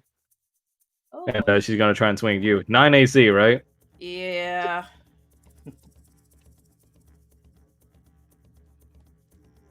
Wow, she actually misses. That's gonna be a big 8.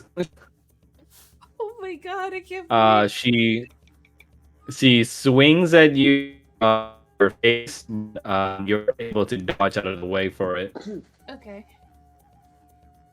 She just sort of licks across her maw and just says, "You've been learning." I had a great teacher. Okay, now your turn. Okay, so when he ducks from that move, he's going to follow up with a roundhouse kick. Oh, And- okay. Damn. Okay. Go ahead and roll for it. Okay, let me try the dice this time. Oh my god. What is it? It's a net 20. I'll take a picture. You're taking a picture? I'm taking a picture.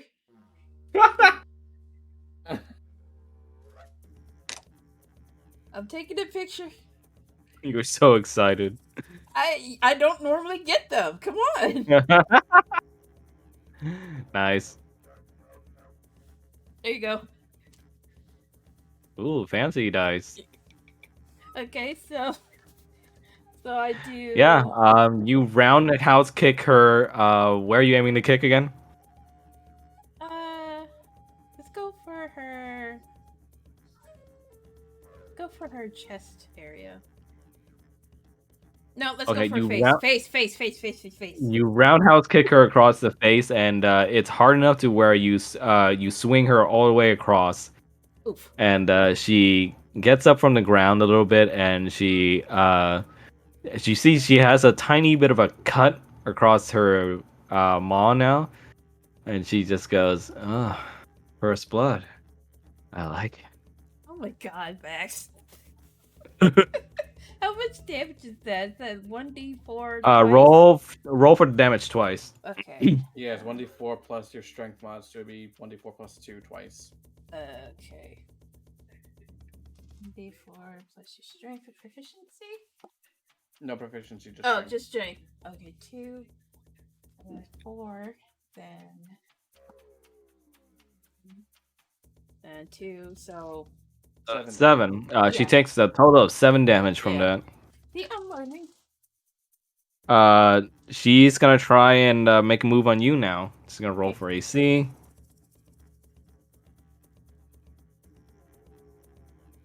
Ooh, she rolled only a 2 this time. Ooh, she's doing my- terribly. Oh my god. You see, she tries to go for a maneuver where she would basically just kick you right across your hip area, but misses as you're able to Which dodge out of the area? way. I couldn't hear you. Which area? You see, she tries to kick you right across your right hip, but Oh. she misses as you dodge out of the way. Okay. Okay, so he's going to did she like kick at his leg, at his hip area? Yeah. Can he just grab her leg and sort of like shove her to the ground? Like, are you trying to grapple her? Is that why? Yeah, like grapple her, push her to the ground. Okay. This is getting kinky. I'm Yeah. so sorry, everyone. Why don't we have this be a contested strength check since it's kind of like a grapple? Okay. You roll for a strength, and then I'll roll for her strength to see if it's higher than yours. And if Okay. yours is higher, then it'll work. All right, I'm just gonna use the roll 20 for this one. Oh fuck that! Inspiration. Inspiration. Remember to uncheck the inspiration thing, then. Oh my god. Hey, maybe I could roll terribly. Who knows? Let me check. That's fucking bullshit. Okay, that's a nat 20. Oh dear. You try to grab her leg and push her down, but instead what happens is that she completely reverse. just takes advantage of the situation and like just hops right onto you and like just like does a flip over and just reverse suplexes you with her legs. Reverse Uno. Uno reverse. And that's gonna be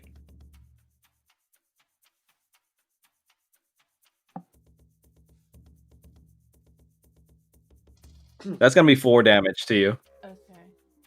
Ooh, this is gonna take a while. Okay. 4 damage. 49. Okay. So is he like on the ground or Yeah. something? You're not knocked prone, but she did knock you on your ass, but you can get up. Okay. Alright, he gets back up and he just charges her. Like a tackle. Okay, go ahead and roll for it. Tackle attack. Kanan, use tackle. I can't see that. But... Oh. Kanan use Lear. So, let's see. 5 It was super plus crazy. 2. Roll the 10. How much is the amount? 10. 10? Yeah, that doesn't hit. Fuck me. You see this doesn't hit this time, and you see her just sort of like playfully yanks on one of your horns as she dodges you, and she just says, "Oh, what's the matter, big boy? Losing your edge?" Man! Okay, she's gonna go ahead and roll now. Okay. This is just like a straight up, like, mating dance almost.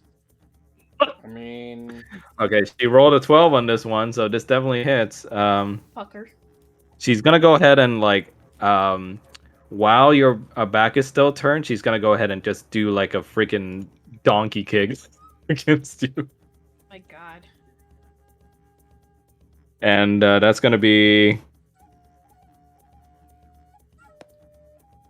5 damage. Okay.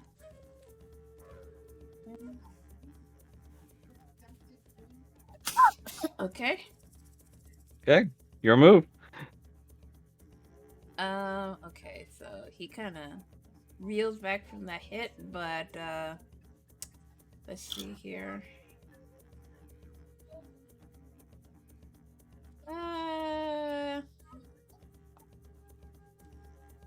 He's gonna go low and do like a swing kick at her legs. Oh, okay. I'm gonna go ahead and just treat that as her making a dexterity check, and then we'll see if that passes. Okay. Or a dexterity save, sorry. Not 20.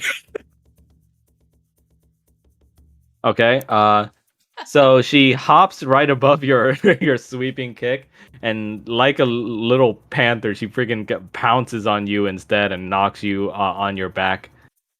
Whoa, mama. She takes this moment to essentially steal a kiss before she just like punches you across the face afterwards. So wrong. And she just goes like, "Ah, that was good. What else you got for me, Big Red?" My god. Okay, how much damage is that? Let me roll for the damage. Okay. I'm so sorry, everyone. I didn't expect this would take this long. That's fine. I don't think anyone was accepting another 1v1. That was gonna be 6 damage. Okay.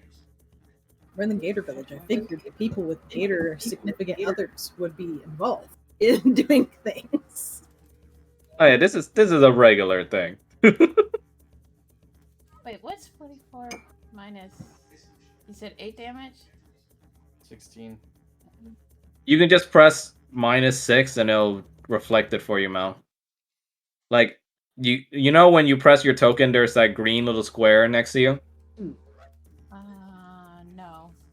Uh, Oh. So when you press your token, you see the green square with your health next to it on the side, on the right side. Yeah. Press it, Okay. and then you can press in that little bar that shows up -6, and it'll calculate it for you. Okay.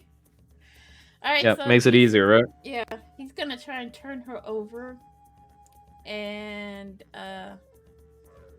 no, actually, he's gonna like push up and like take a bite at her shoulder neck area.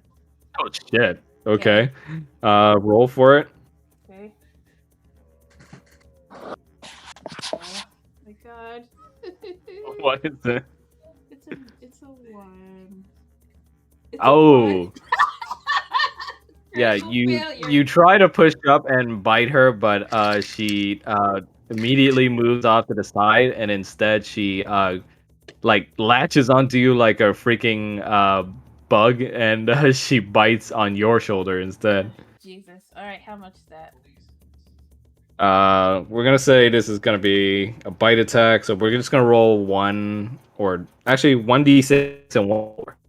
1d6. That's gonna be 4 damage. Okay. And we're gonna consider this a grapple state that you can try and break out of using a strength check. Okay. All right. So he's gonna do a strength check to. Eh.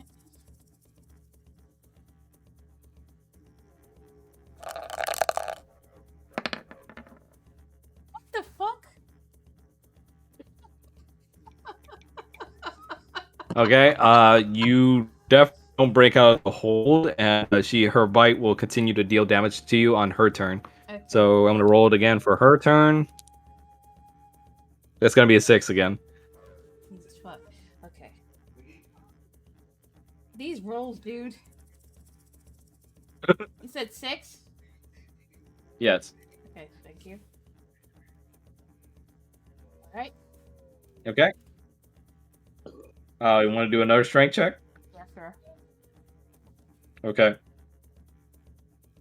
Pray to the gods. Nice. You are able to break out of her hold now this time. You elbow her out from the grab, and her maw leaves your shoulder. But you see some of her blood coming off her teeth, and you see she just smiles and wipes her mouth off and like licks some of it off her teeth. I was half tempted to breathe fire on her face, but no, I'm not gonna do that. You see Odalia just goes and says, "Tastes sweet like usual." And he just gives her a sneer, and he's gonna try and grab her again. Okay. Go ahead and do an opposed strength check. You roll for your strength, and I'll roll for her strength. Give me a solid. Okay, I'll work with Nice. Dirty 21. Let me see if she can beat that. Nope, that's a 3. that. Okay, so Okay. So describe how you want to grab her. Kanan like grabs her by the left arm and he pulls her close to him, and he like grips her tightly with his other arm around the hip area. Then he gives her like a deep throat kiss. Jesus Christ. And then he's gonna bite her boob. You're gonna bite her what? Gonna bite her boob. Damn. Damn. Like, how do I calculate this? Okay, well, I'm gonna say the boob is pretty tender, so I'm gonna say this is gonna do more damage than usual. Okay, Interesting ruling. so what does that hit, or do I have to roll for AC? It's a grapple right now, and I'm gonna consider that just like a grapple damage. Uh-huh. So I'm gonna go ahead and do 2d6s for your bite damage against her booba. Okay, booba. Can't believe I had to say that. So Kanan's gonna slash attack. R2d6. Yeah, go ahead, roll it. Okay. 2d6. Slash R2d6. Kanan's gonna attack. Booba bite. Bites. Tried. Nice. That's gonna be a 9 damage against her. You see, she's taken off balance by the deep throat kiss, but then even more so, she's cries out in pain from having her boob bitten. She takes 9 damage. You see, she's already bopping at your head with her arm to try and get you off her. Okay. She's gonna try and do a strength check to get out of this. So go ahead and do a strength check, Ma, Okay. and then she'll do hers.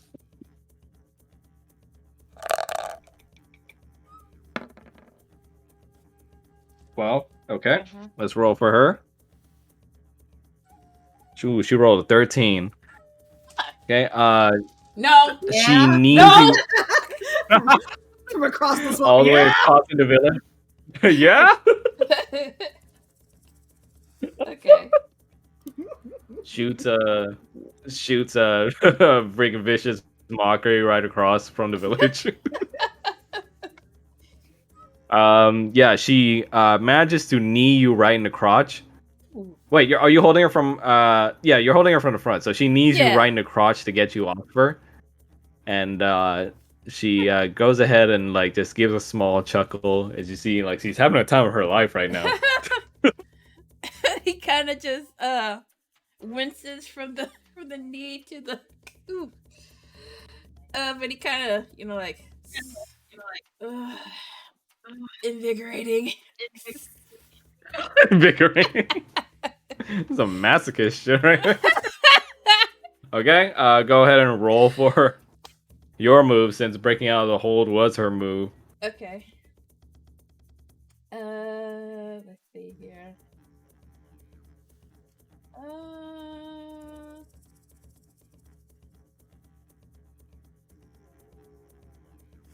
He's gonna try and grab her again. Oh my god. Okay, do an opposed strength check. Yeah. This is so wrong, but it's so funny. Oh my god. Oh my god. No. Oh no. Oh no. Well, she did a nat 20. She did a nat 20 to your nat 1. Fuck. Yeah? Oh, this is the god guy. Okay, she sees your attempt to grab her again, but this time she's ready for you. When you go to grab her, she instead like headbutts the shit out of you, like with her hard head, and then she starts biting into your neck this time. Oof. And this is gonna be, let's see, it's gonna be 5 damage to you, and it's gonna be a grapple in return. All right.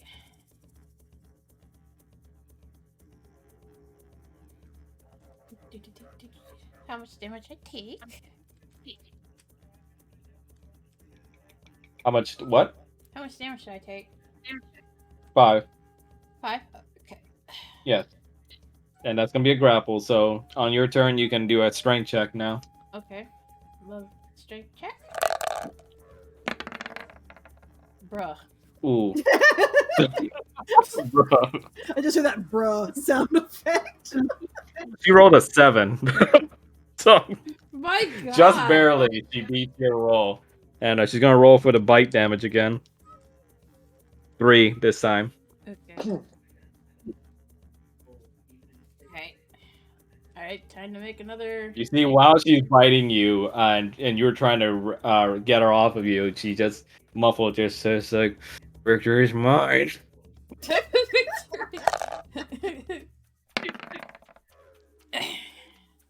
Damn. Okay. Let's see.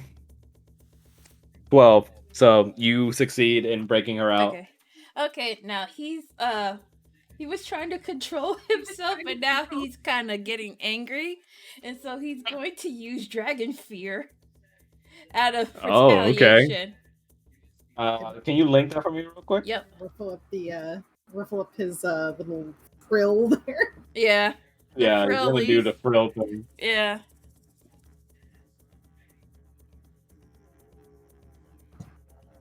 Okay, wisdom saving. Okay. Yeah.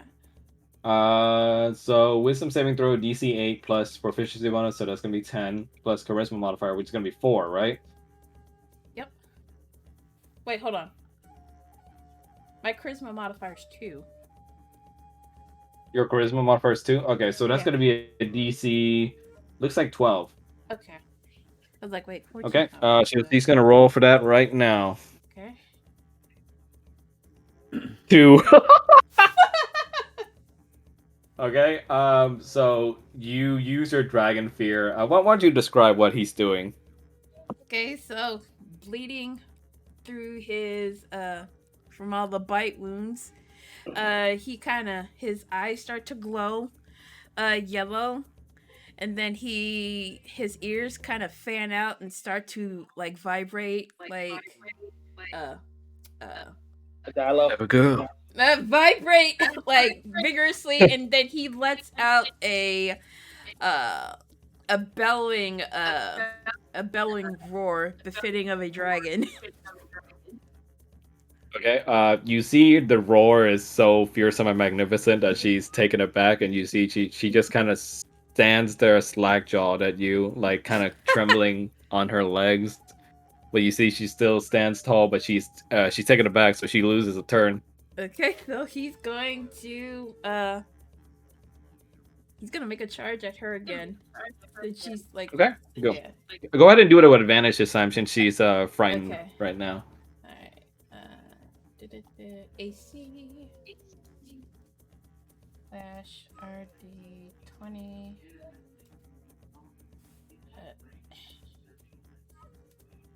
Do it. Oh, alright. I'll just do it twice. / RD20. Yeah, plus your proficiency, plus your strength. Plus proficiency 3 plus strength. So it's 1d20 plus 3 plus 2? Yep. So Yep. plus 5. Okay. So just plus 5 then.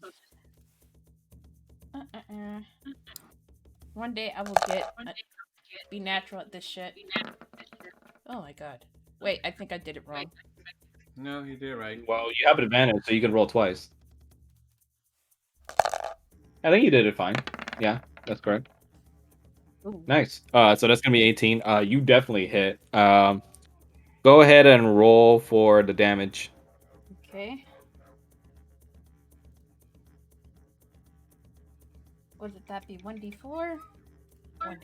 Yeah. Yeah, since well, what's he doing to her right now? Well, Just tackling her? He's tackling her to the ground, and then he's going to bite her neck. Oh, okay. Well, let's start with the tackle first. Okay. All right, the tackle then. Yeah. Yeah, the tackle what goes through and you deal. Go ahead and roll for the damage. All right, 1d4. Yeah, 1d4. 1d4 plus strength. Modifier plus 2.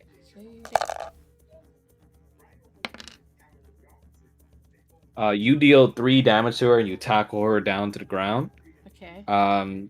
She got hit with damage, so she's gonna try and repeat the saving throw effect to see if she's still frightened or not. Okay. 12, right? Yes. I showed up. 11. Oh Shit. my god.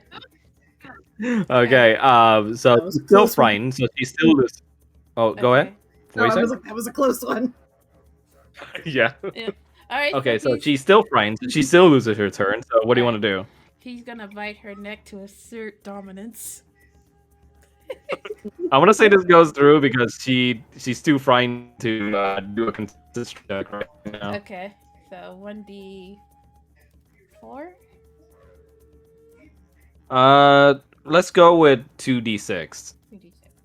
D6 plus strength modifier? Yeah, Okay. Ooh. nice. Wait, huh? What is the green 6 for?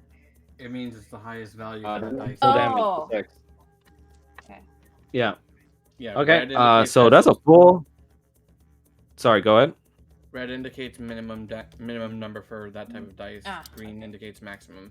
Right. Thank you. Okay. Yeah. So you full on bite her to assert dominance. She shrieks out a little bit, and you see she starts clawing at your back. Oh, okay. More scars. More scars. And yeah, she takes 10 damage. What do you want to do now with your turn? Follow up. Oh well, let's see. She took more damage, so she's gonna try and save throw again. Okay.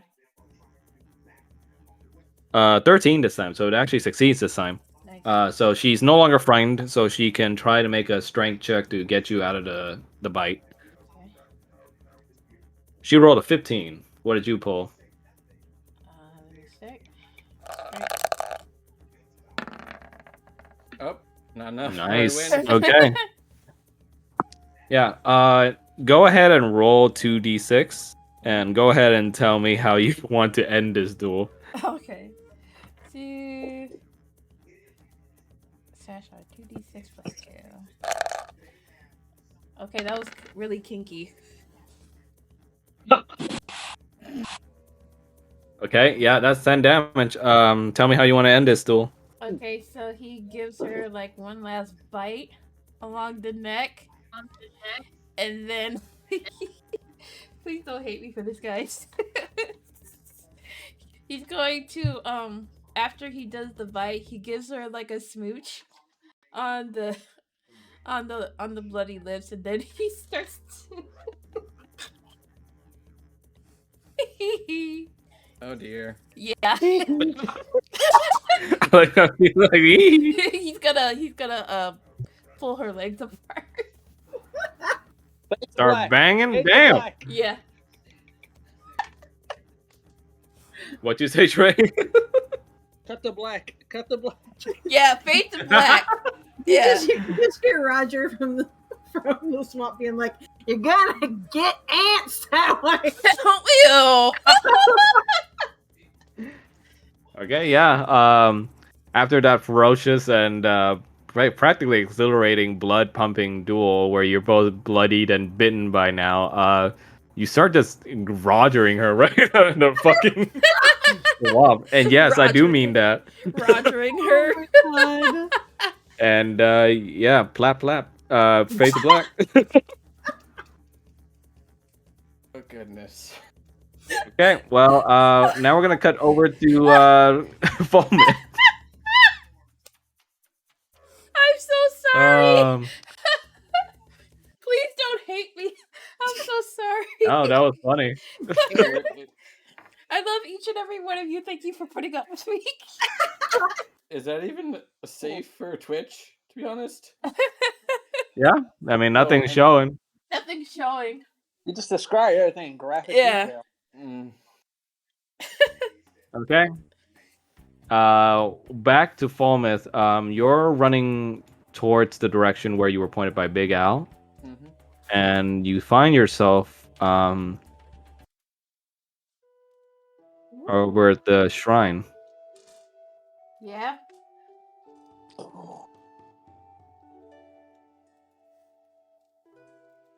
Is the song at a good volume? Yeah.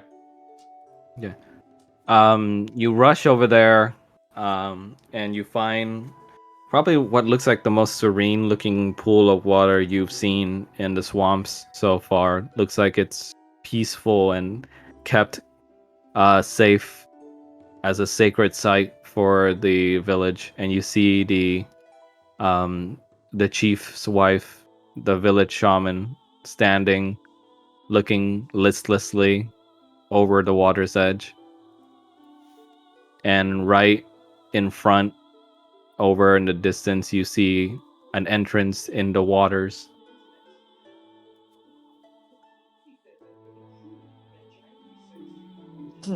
He just approaches the shamaness. Please tell me I'm not too late. You see the shaman speaks no words yet, but she opens her maw. As you see, she puts her old hands over your shoulder. What happens now is as the gods deemed it.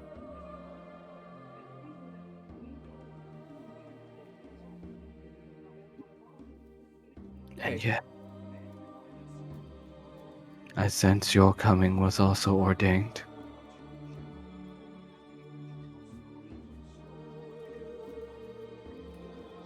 You see her eyes glow a faint green before going full bright green. And she says,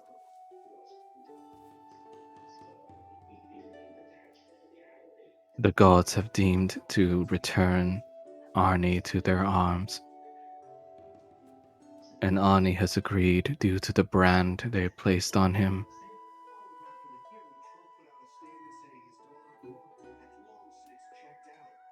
Go if you must. What transpires now, I cannot see. So, Foamlet's going to remove his armor because he's not going to pull a Frederick the First and drown from his armor. Okay. And he's just diving in. Okay. Naked. I mean, he still has like some clothes on. He's just not being stupid and drowning in armor. You swim through the waters, and as you're swimming through, you catch on the water's reflection what seems to be images and memories of a young Arnie. You see him as a small child growing up, dressing differently like more the females in the village and being shunned by his peers of his own gender. And you see him getting stoned by different hunters almost daily until he met Bo, who had protected him from the hate of the village as much as he could. And you see a small smile growing on Arnie's face.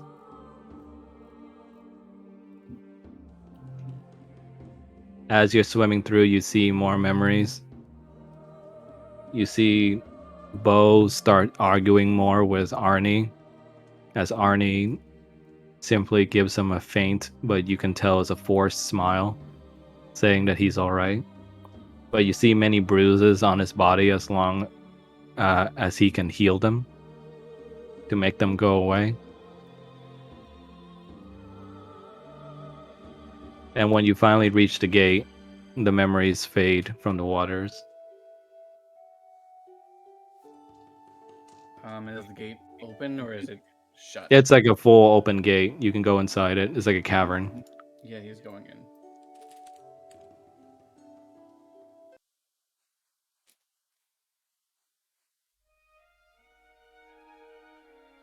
You hurry inside the cavern and you see a grand, almost like spatial looking cavern with lights and fireflies all around, a giant pool of almost ethereal looking water.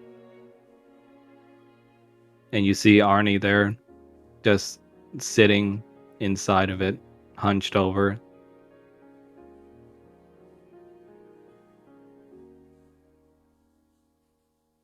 He just approaches quietly. As you approach, Arnie turns to you and some kind of force pushes you back about 15 feet.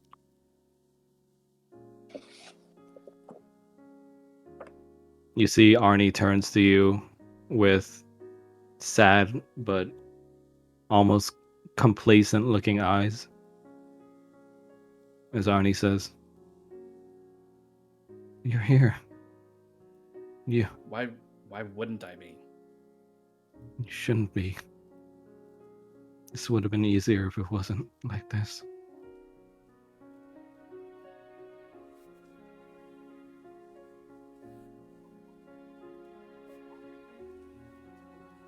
She looks over to the water's surface. You see, as she moves her hand through the water, the green, ethereal consistency of the water starts wrapping itself around her body. You see the brand that's on her body uh, begin to almost like enlargen, and you see that the symbol on it gets more aggressive looking. The swirl of water becomes almost like a rapid, spiky looking torrent. As you see her brown scales begin to deteriorate and turn more black, her scales turning more sharp as her fangs become almost enlarged. Her eyes glow deep red, so much so that it offsets the color from the ethereal pool. She turns to you now, looking almost nothing like her original self. And you notice that this is what her full cursed form is.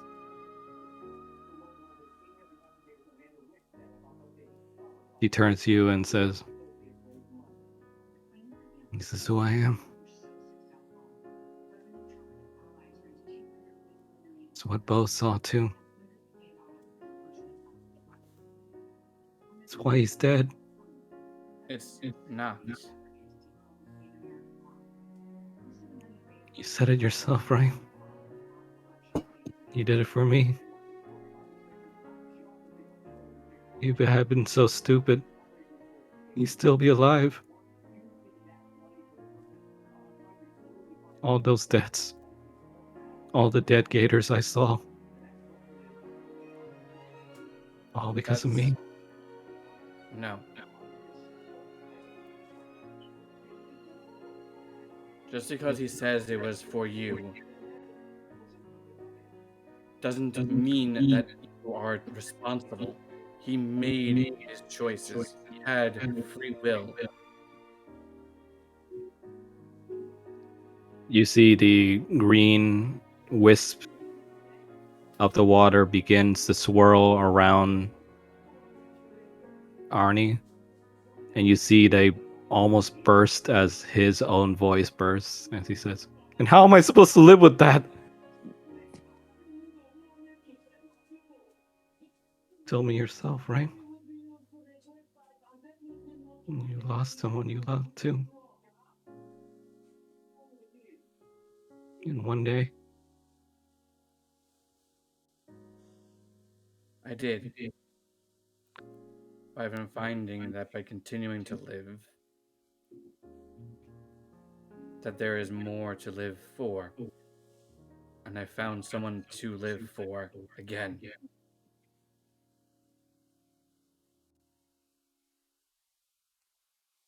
she, upon hearing your words, starts breaking down in her monstrous form.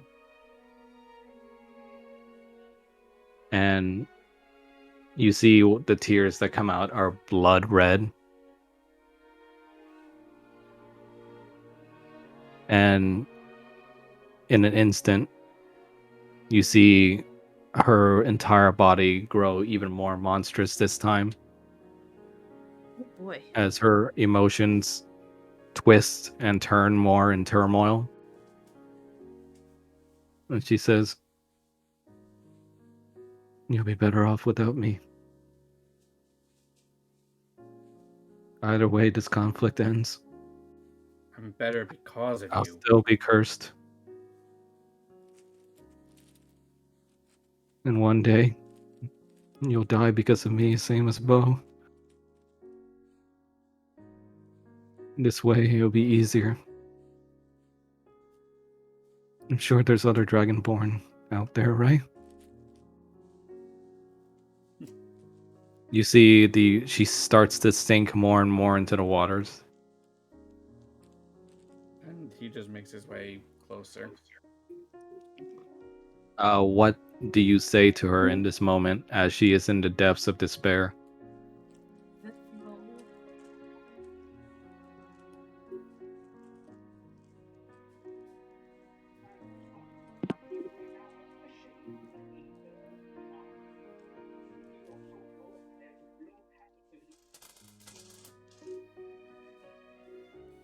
I'm better because I have you. I've been getting better. Go ahead and roll for persuasion. Nick, that shit.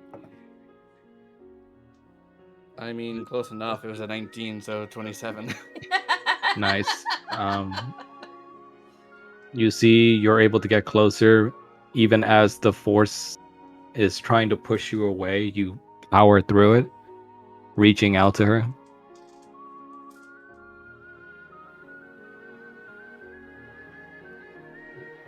And maybe what you need to get better is for someone to be there with you and not to determine what is best for you. But you won't know unless you try.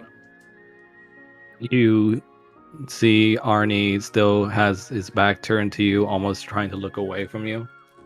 His voice becoming monstrous and distorted this time. I can't. I'm not that strong. I can't.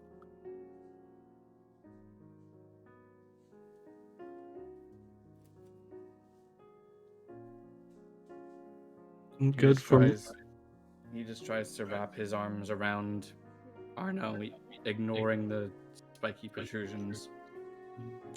Go ahead and roll a persuasion check.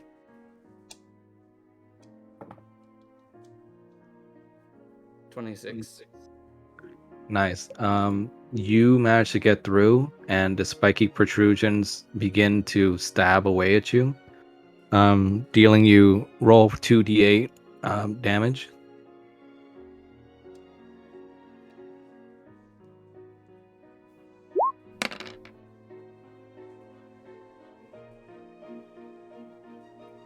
You're dealt 6 damage as the spikes dig deeper. Arno tries to break away from your hold, seeing that it's hurting you. She says, "Let me go. Just let me sink. You're hurting yourself. Stop it. You're stupid."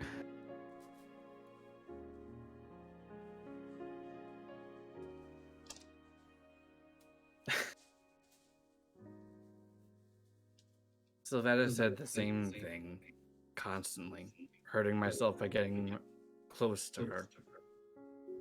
I didn't care.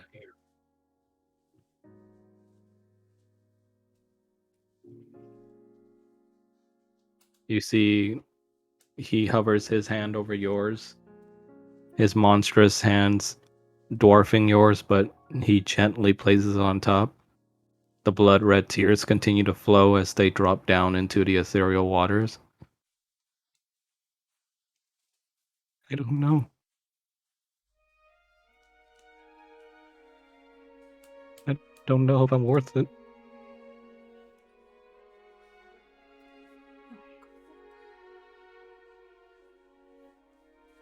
Falmouth reaches to take a necklace that he's been wearing to put it into her hands. Why don't you describe what the necklace looks like?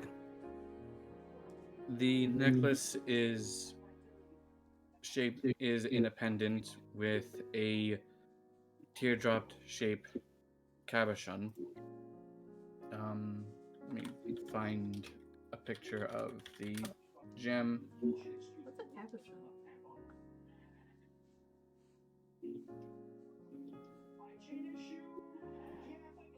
Okay, found it.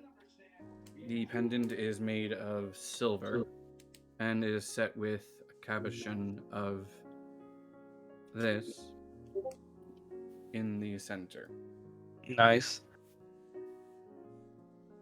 Little Sh- teardrop. She peers down at it. Her mouth opens silently and she looks at you with her monstrous gaze.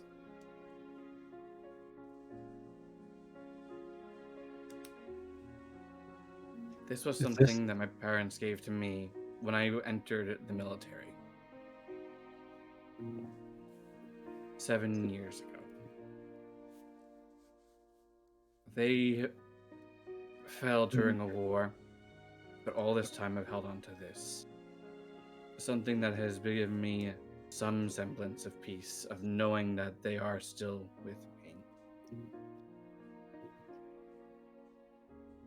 She looks down at the teardrop, the azure blue, but also harsh brown reds, reminding a lot of her own situation. You see, she clasps it in her hand and says, "Why would you give it to me?" Because perhaps you need a reminder that others do care about you.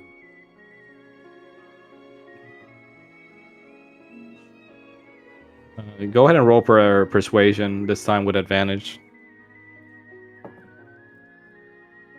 First one's a 27.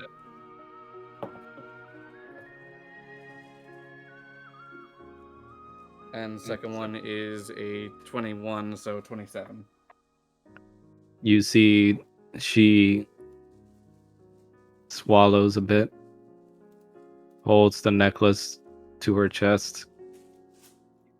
As you see in the font, in the smoke, creates images of Odalia, but also Big Al. And when she opens her eyes, there's now you in the center. She begins sobbing and says, "It's too late now, though. I've already promised the gods."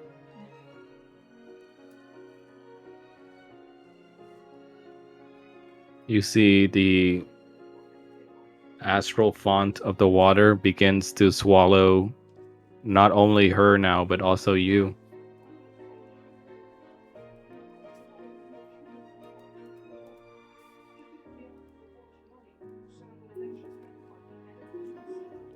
He just continues holding on to her.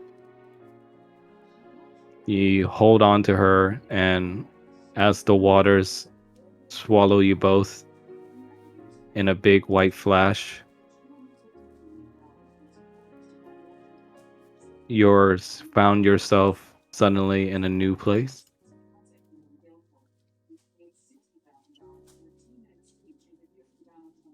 This time, you stand in front of what seem to be multiple idols that are surrounding you in a circle.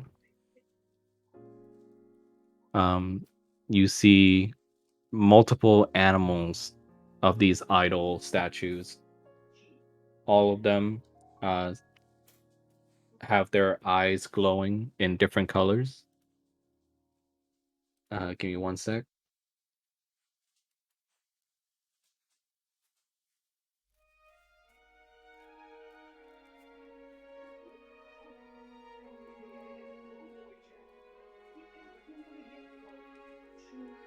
You see one is a serpent. You see one is a cockerel. One is a bluebird. One is a boar. One is a turtle. And the last one is a winged snake statue. As their eyes glow, an ethereal flame lights underneath each statue. As you see, the turtle speaks in a grim, deep tone and asks, "Who dares interfere in our ritual?"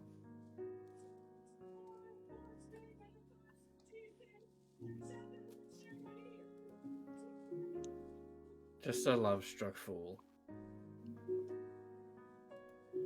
You see the serpent opens his mouth in a more lighter tone, and you see he speaks and says, "This one is an outsider, not one of our blood." The cockerel chimes in and says, "This goes completely against our tenets. He should be removed immediately." You see the winged snake just says, "What we seek is a soul promised to us, and a soul that wishes to return, we shall happily take back with open arms, as they will return to the way of nature."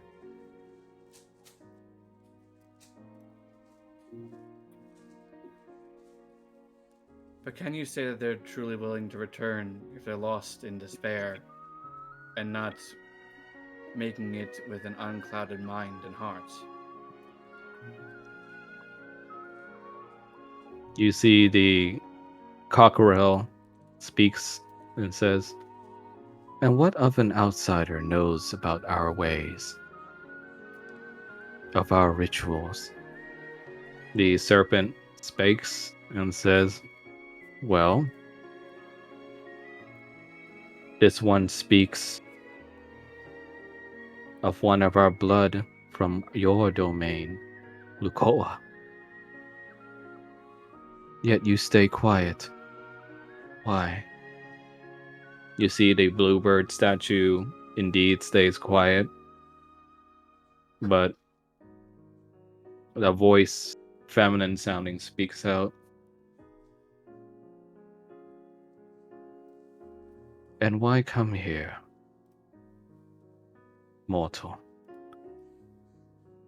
Come here for someone you met not so long ago. For someone dedicated to our ways of our culture. Is it your intention to trample over what makes the Gatorkin who they are? What makes us who we are?" I would never be so presumptuous as to do something so heinous as that.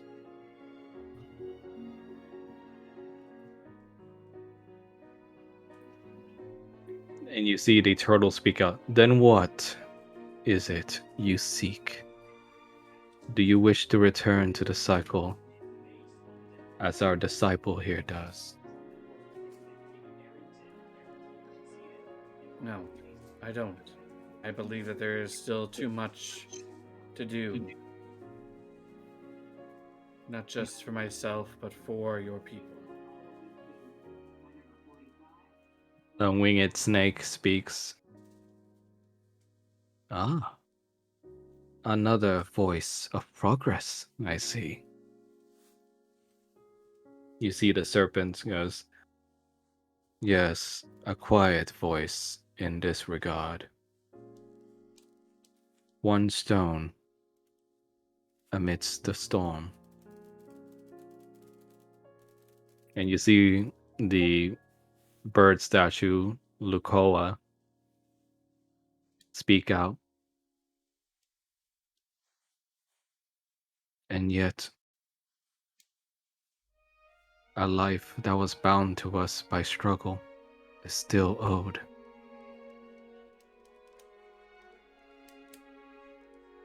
How do you propose to grant us what we are owed, mortal?"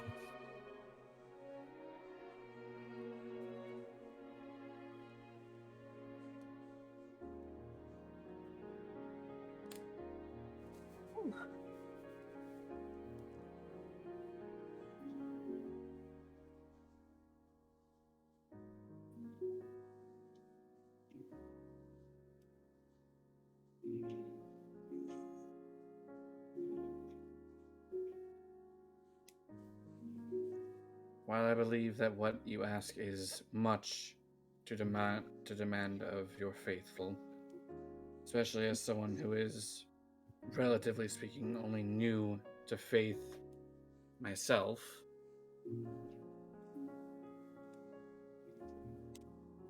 A life for a life.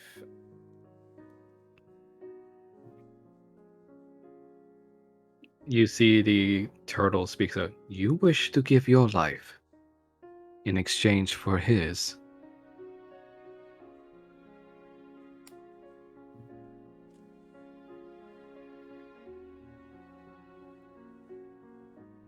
You see the board chimes in and says, blood for blood is what he proposes. And yet, in the coming conflict for our people, I cannot help but think this would do not but repeat a cycle.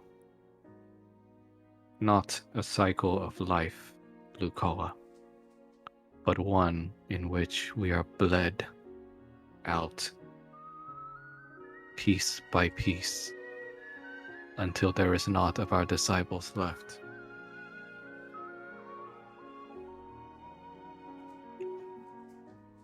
You see the turtle speak up and says, why do we bother adhering to these words? If he wishes to give his life, then so be it. But the branded one shall repeat their struggle nonetheless. You see Lukoa finally speak up again as she says, is this true then, mortal? In your heart of hearts, do you truly wish to give yours for his life?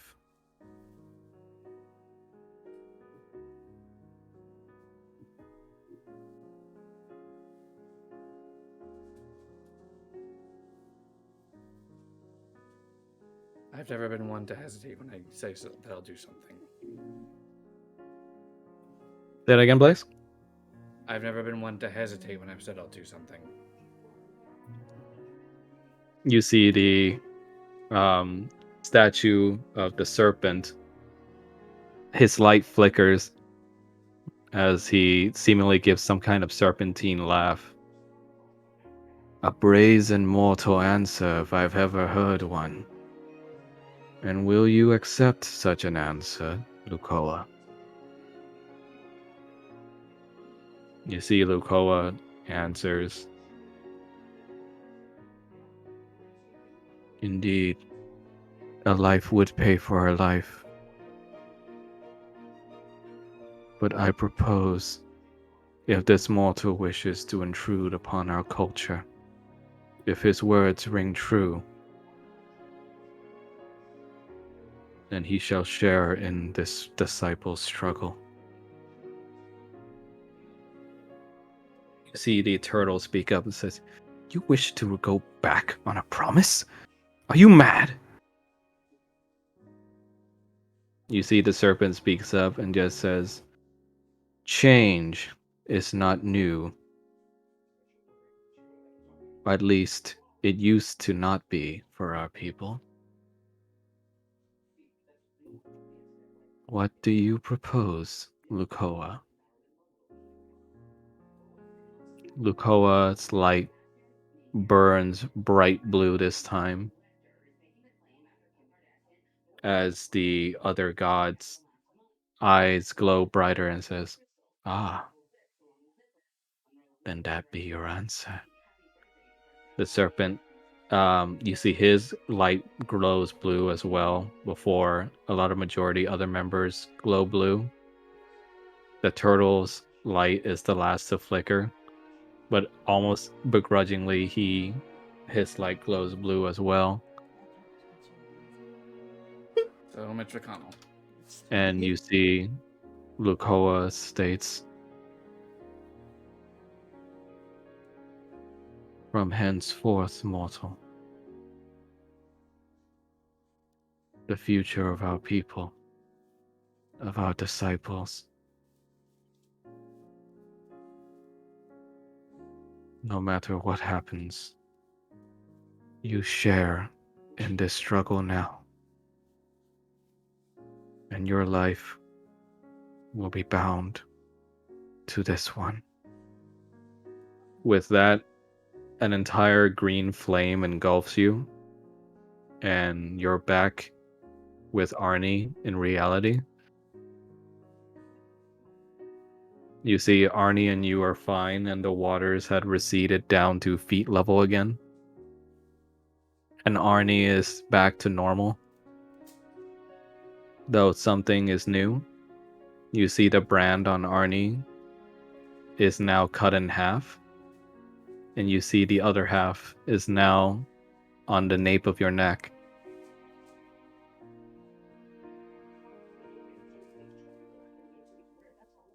You see Arnie hugs you tight, glad you are alive.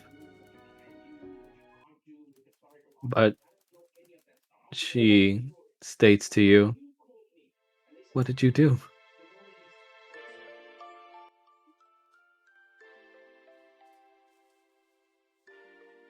Only what I knew I must.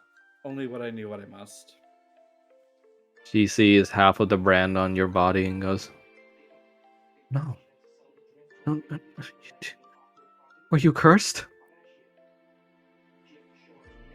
Why did you do this? No."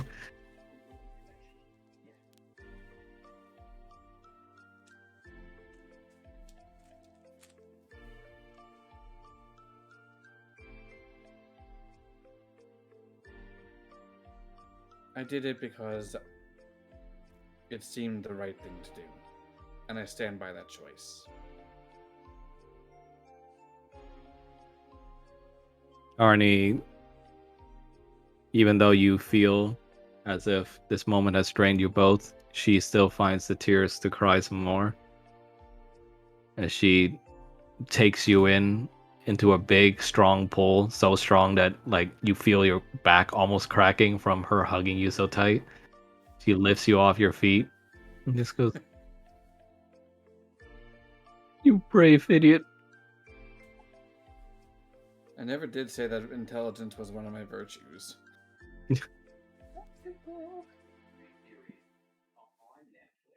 Yep. And we're gonna cut back over to Kanan. Oh God, really? Why? The tonal dissonance. What are Strahd? What are? Oh. Okay.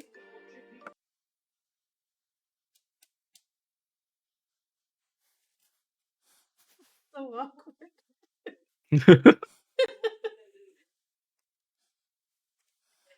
You some time has passed since your duel after the duel had finished.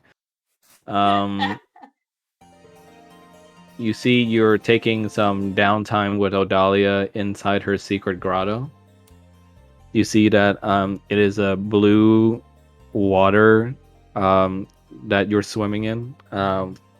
Enough so that some of the sparkling minerals from the rock formations nearby makes it seem like a bed of stars.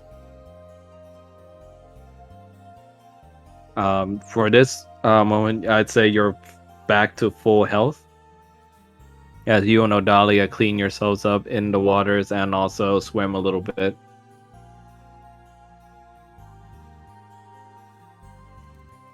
When the music started up, I thought it was the opening of like victory music for a second.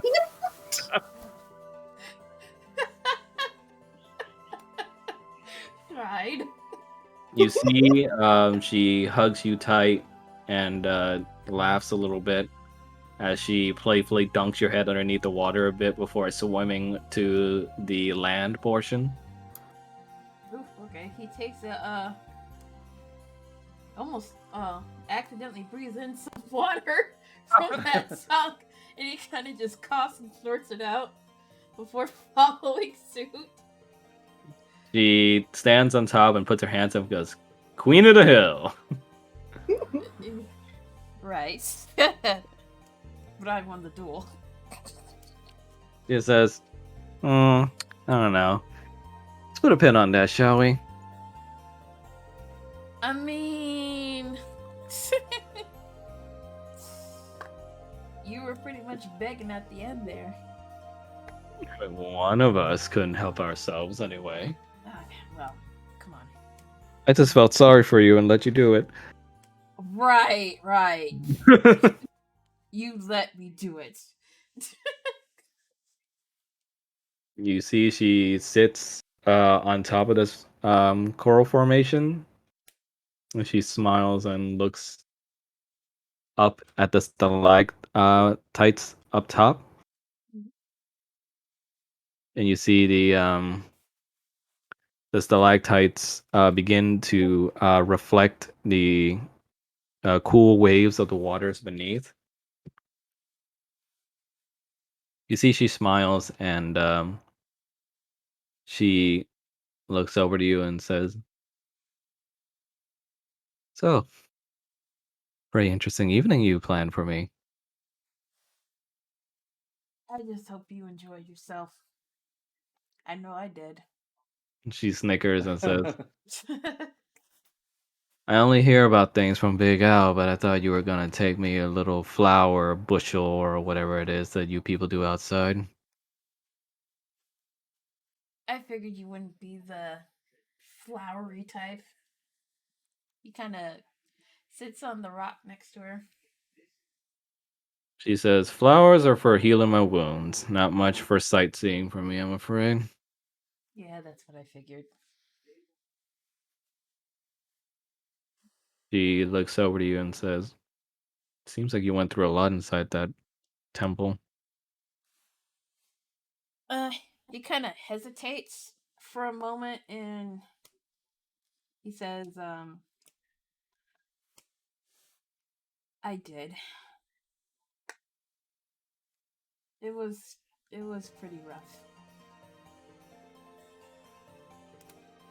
You see her nodding along to what you say, and she looks at you and tilts her head. "Were you keeping something from me?"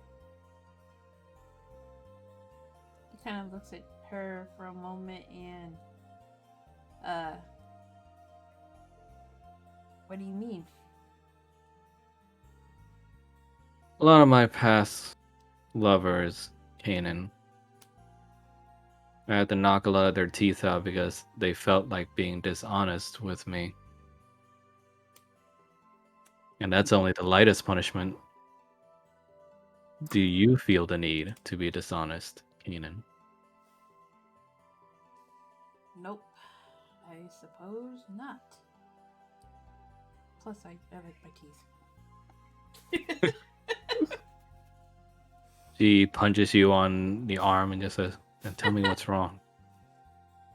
uh just so many bad things have happened to me in my life. I just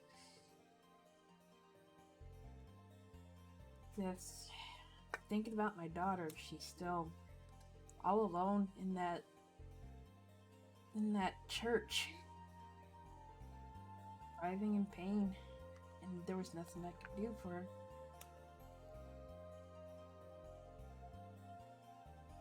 All the past women that I've come to love have ended up dying, and I'm kind of fearing that's something that might come true again. She smiles a bit and says, "Do you think me so weak, Kanan?" No, it's far from it. One of the Well, strongest. You're the one of the strongest people I've ever known. Odalia just snickers and says, "You should try arm wrestling Arnie sometime." I don't know. This he kind of She just dreads at the places thought. she traces a finger over the ground and just says, "Your daughter will be fine." I know. I don't know the first thing about good parenting, but from the little I've known about you, you're already a great parent. Better than mine's, at least. It The first couple of years is a bit of a bit of a hurdle, but you know, you do it because you love him. She looks on the ground and is like, "Is that why you do it?" He's the only thing that I have left. He's You want to all know the that I have first thing left. my father gave me on the day of my birth? What's that? Barely remember it, but Big Al told me. Said the first thing he gave me was a small little cut on my cheek. Why? Said something about the first learning that we do in life is of pain. That And that'll make me stronger for it when I'm grown up. Suppose that little bastard was right in some ways. that seems a bit harsh. How we do around here, she says. Of course, eventually, you start noticing when you grow up that while others had a father to look up to and hunt with, mine was strategizing for raids and hunting routes and how to keep the tribe going. I get it. He had a responsibility to the tribe, but as a father, he also had to have responsibility for you, and he didn't give you the love as one would get from a loving parent.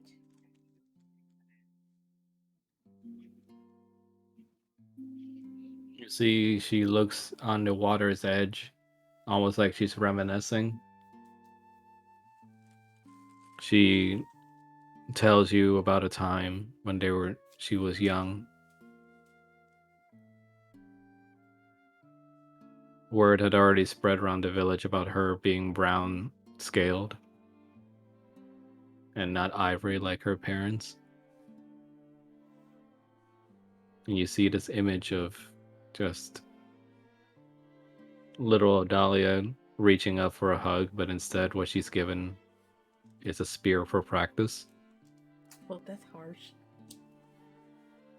As her father turns away from her.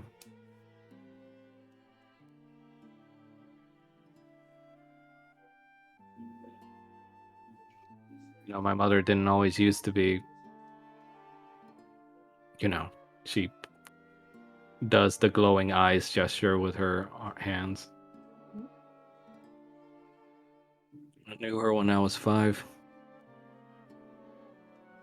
I loved her so much. She begins grasping at the ground with her claws. Kanan is going to put his hand over hers, and she's clawing at the ground. She continues and says, "They told me that she needed to do her part for the village." Do her part. Right? The gods, anyway, needed a speaker. In tradition, it's always been the wife of the chief.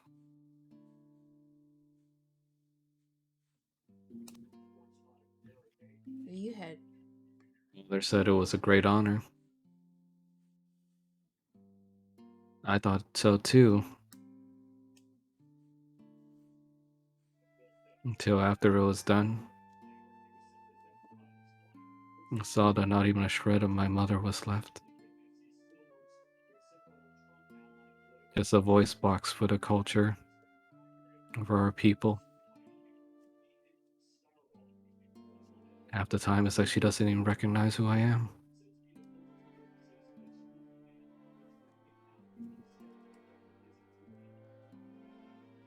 You see, even though she's telling this tragic story, you see that she's so used to it by now that she's kept it relatively well together. She looks over to you and just, almost as a coping mechanism, just shrugs and says,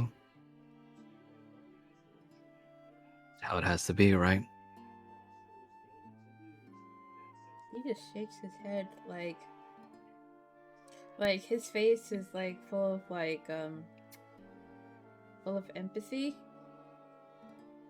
realizing that she's had no kind of like nurturing growing up, which is why she's like so rigid the way she is now. And there's like a deep, deep sadness, like starting to like come across his face. See, O'Donnell just says, "Don't look at me like that, like I'm some weak thing. I No, don't need a father or a mother. I was taught to hunt, I was taught to fight, and I'm the best damn hunter and fighter in this town. Who needs him?" Max, you're such a dick with all this sensible stuff.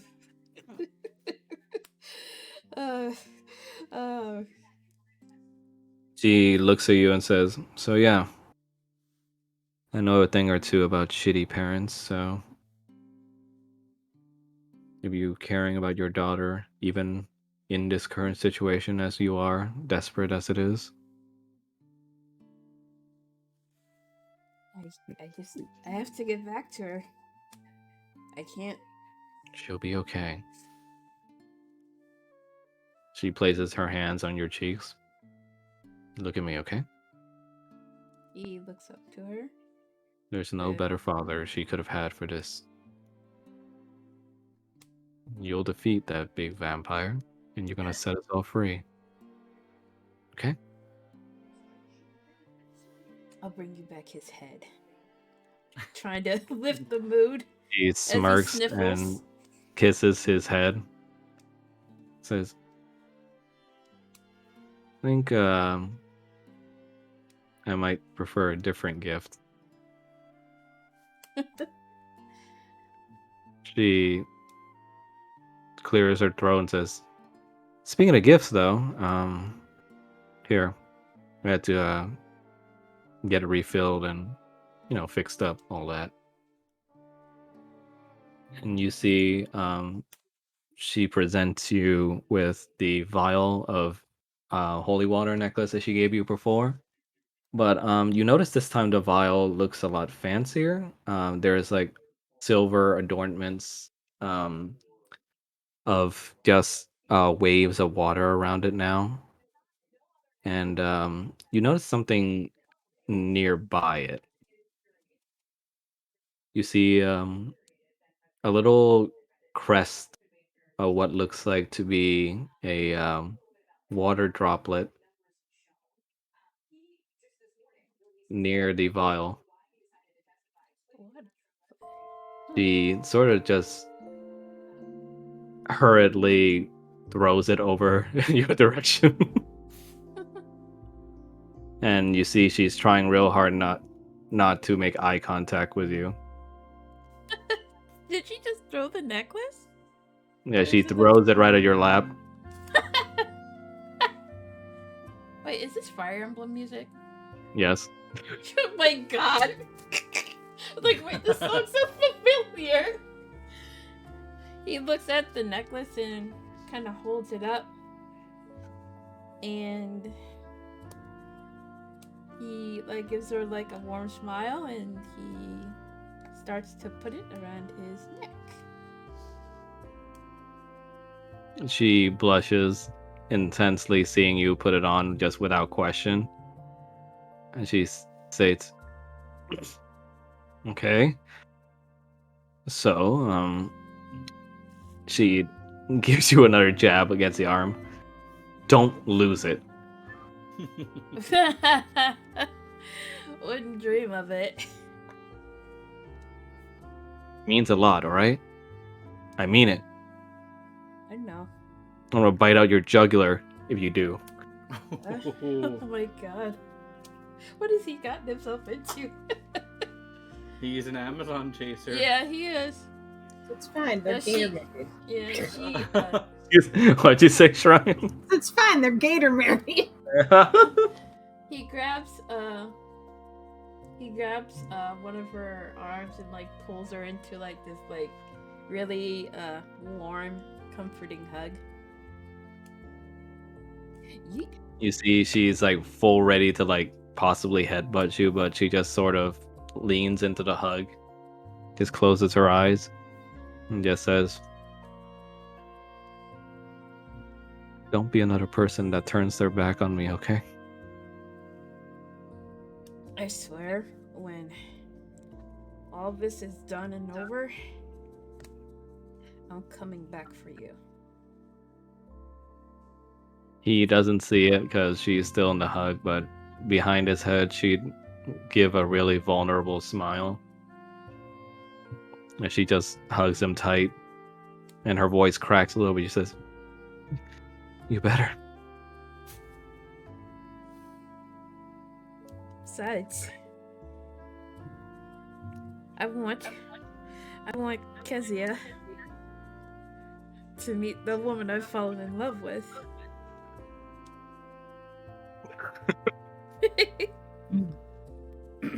You see Odalia apart from the hug a bit, and she says, "Well, hope she won't scream like the kids that usually see me."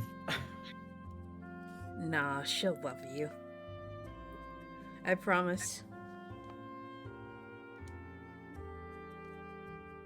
She gives you a slow little kiss as she states, in a really low tone.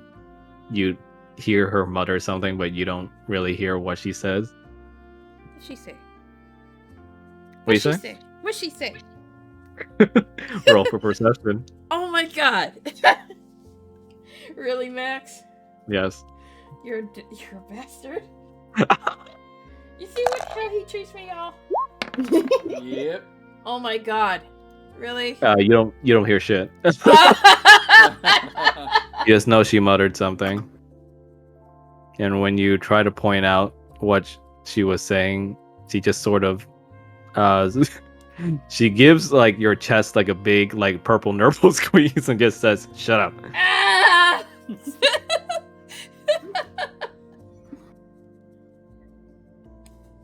Oh, now I'm fucking curious. You're killing me here. Max, you're killing me here.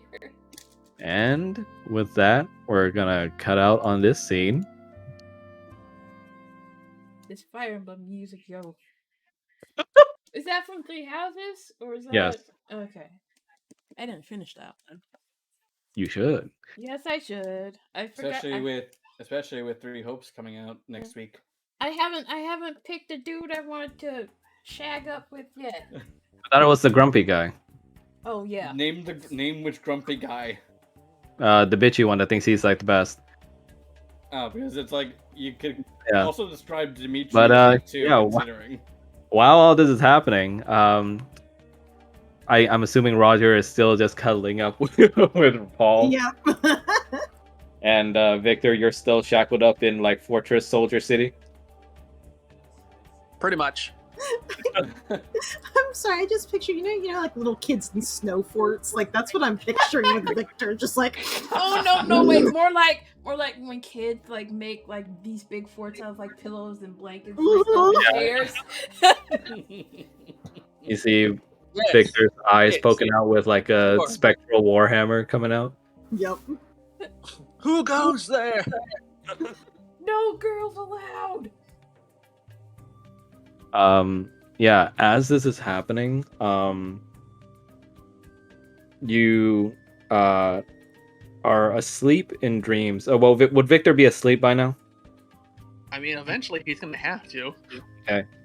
While this is happening, Victor, Paul, Roger, in your dreams, you all see the same image.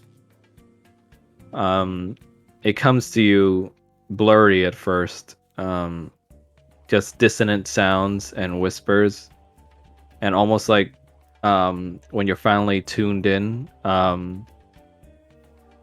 you see the image of what seems like someone with the spitting image of Irina in what looks like an extravagant ballroom gown dress. She is standing over Oh dear. God, how am I forgetting what it's called? Balcony. Over a balcony terrace that looks out into the night. And she turns around and looks in your guys' general direction in your sight. She just says, "Hey." And that's where we're gonna leave it for now. So far. Oh, I didn't even realize the time. Huh. Nice. Motherfucker. So, what you guys think? I know, sorry, I wasn't able to like make a big thing for everyone, but Oh, I I mean, I enjoyed it. I have things planned. Yeah, Trust I me, felt for everyone kind of else. bad for taking all that time, to be honest, so I apologize. No, it's good. Yeah. I'm enjoying the cutscenes. Like, Zetsubo.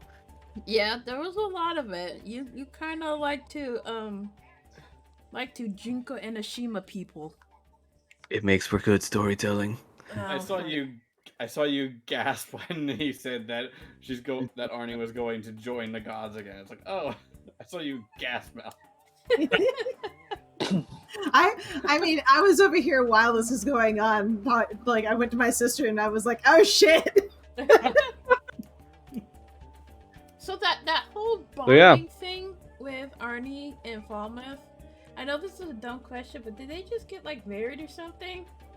I guess was you it can like- look at it in a sort of way, yeah. But I mean, they share halves of a curse now. Because Arnie's Gator married. so not really married, but like bound by a curse. yeah, That's symbolized that's by still iron. marriage. What you say, Drake? It's a curse. It's symbolized by a golden ring on one hand.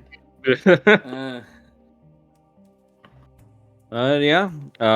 I'm gonna write it up soon, but Falmouth will now suffer from a half of a water curse. I'm gonna have to figure out what kind of stats that's gonna have. Oh dear. Because the full water curse on Arnie before was that they had to be in. month, Yeah. Once every month, they had to be in almost constant contact with any sort of fluid whatsoever with any part of their body. Otherwise, they would go into an uncontrollable rage. This sounds suspicious like the Aboleth curse. In one case where he was actually in a rage, it took the chieftain actually stopping Arnie from the rampage, which left Arnie with some scars, because everyone else wasn't really strong enough to actually contain him. Yep. Arnie's that burly and dangerous? Yes. Oh. Arnie is super strong. Does that That's take why even much- Odalia can't contest that strength-wise. Odalia is bested by pretty much only two people in the village: the chieftain and Arnie. I really want to know what she mumbled. It rolled higher. I'll roll again. If only you had that inspiration still. Gimme! Fuck it. Too late. Fuck that! Fuck that! I'm gonna do Enjoy it the again. suspense. You're The suspense is terrible. I hope it lasts. a dick. I also love Jake being fucking afraid as fuck of Big Al. Yes. Because it's such like a just like- relax. It's really the idea for that is like these two are beings born of the idea of respecting power, and power for them is like big fuckers, like the god you guys, or the demigod you guys killed, which is Tomoa-kan, which is like the big thing Bo turned into. Mhm. They're not used to like a small little eccentric smoking lazy weirdo having all this power in the world and doing nothing with it. Oh, I thought he actually meant like he's like secretly powerful or some shit. He is war buddies with the chieftain. Oh. Shit. So he just lazes about, Yep. scratches his butt. Okay then. It's fine. It's fine. It's retirement. Should have seen Big Al back in his prime. Oh boy. It's why anyone who calls him Robert is someone who is not going to be very happy about having done so. Odalia is pretty much the one who gets away with it. He has a soft spot for Arnie and Odalia. Aw. Yeah. Odalia just basically proposed to you. Oh. Is that And- what she said? She didn't say shit because she was too freaking nervous and she was kind of hoping you wouldn't notice. And that's exactly what happened. God damn it. Congrats on getting Gator married, man. Yeah, it's basically an engagement necklace like the one Bo gave to Arnie. Damn it. Max, and you that were- phone was sort of symbolically gave with that. Yes.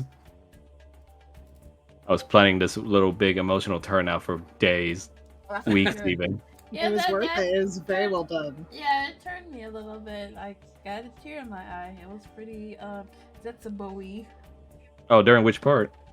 Well, mostly Falmouth's part. That part was Yeah. pretty sad, yeah. Like, come on, throw him give him a break. He needs some happiness. No, you will all suffer for my storytelling. Well, don't worry. I got one for Roger and Paul and Victor too. Oh boy. I get my marbles lined up for that shit. Yeah. Now, as soon as you guys leave that Gator Village, it's freaking Yeah. free game. Unfortunately, we're gonna have to wait because, well, I guess y'all can do it without me. Yeah, it's up to the Well, group. someone have to record. Yeah, I Mel- I have a Twitch. I can always record as well on my Twitch. Yeah. It's up to you guys whether you want to just have Mel be controlled by me and we can just have the session or not. Because Mel's going to be gone, I believe, for For a the wedding. next 3 right? weeks.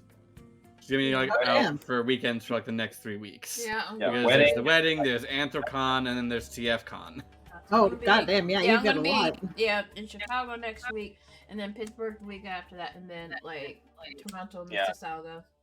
That's why I was really excited for this session because it's going to be our full one for like a long while. Yeah. So, with that in mind, Mel's gonna be out for 3 weeks. So, what do you guys want to do? Do you want to have a session on the 2nd, and then it'll be done without Mel, or do you guys want to wait for Mel to come back? I'm okay with whatever you guys decide. I don't mind record it for her me to so I come can back. watch. Say that again, Drake. I don't mind waiting for her to come back. Yeah, I'm gonna say the same because I'm like, but Mel. Not our hero. Plus, come July 15th, I'll be on standby, so I won't be able to play until like the 23rd. Oh, damn. Okay. Okay. Okay. So, Mel, when is the official date that you come back? Just for my reference. All right. The From official. all your trips. Well, okay. From all of my trips, let me check the. All right.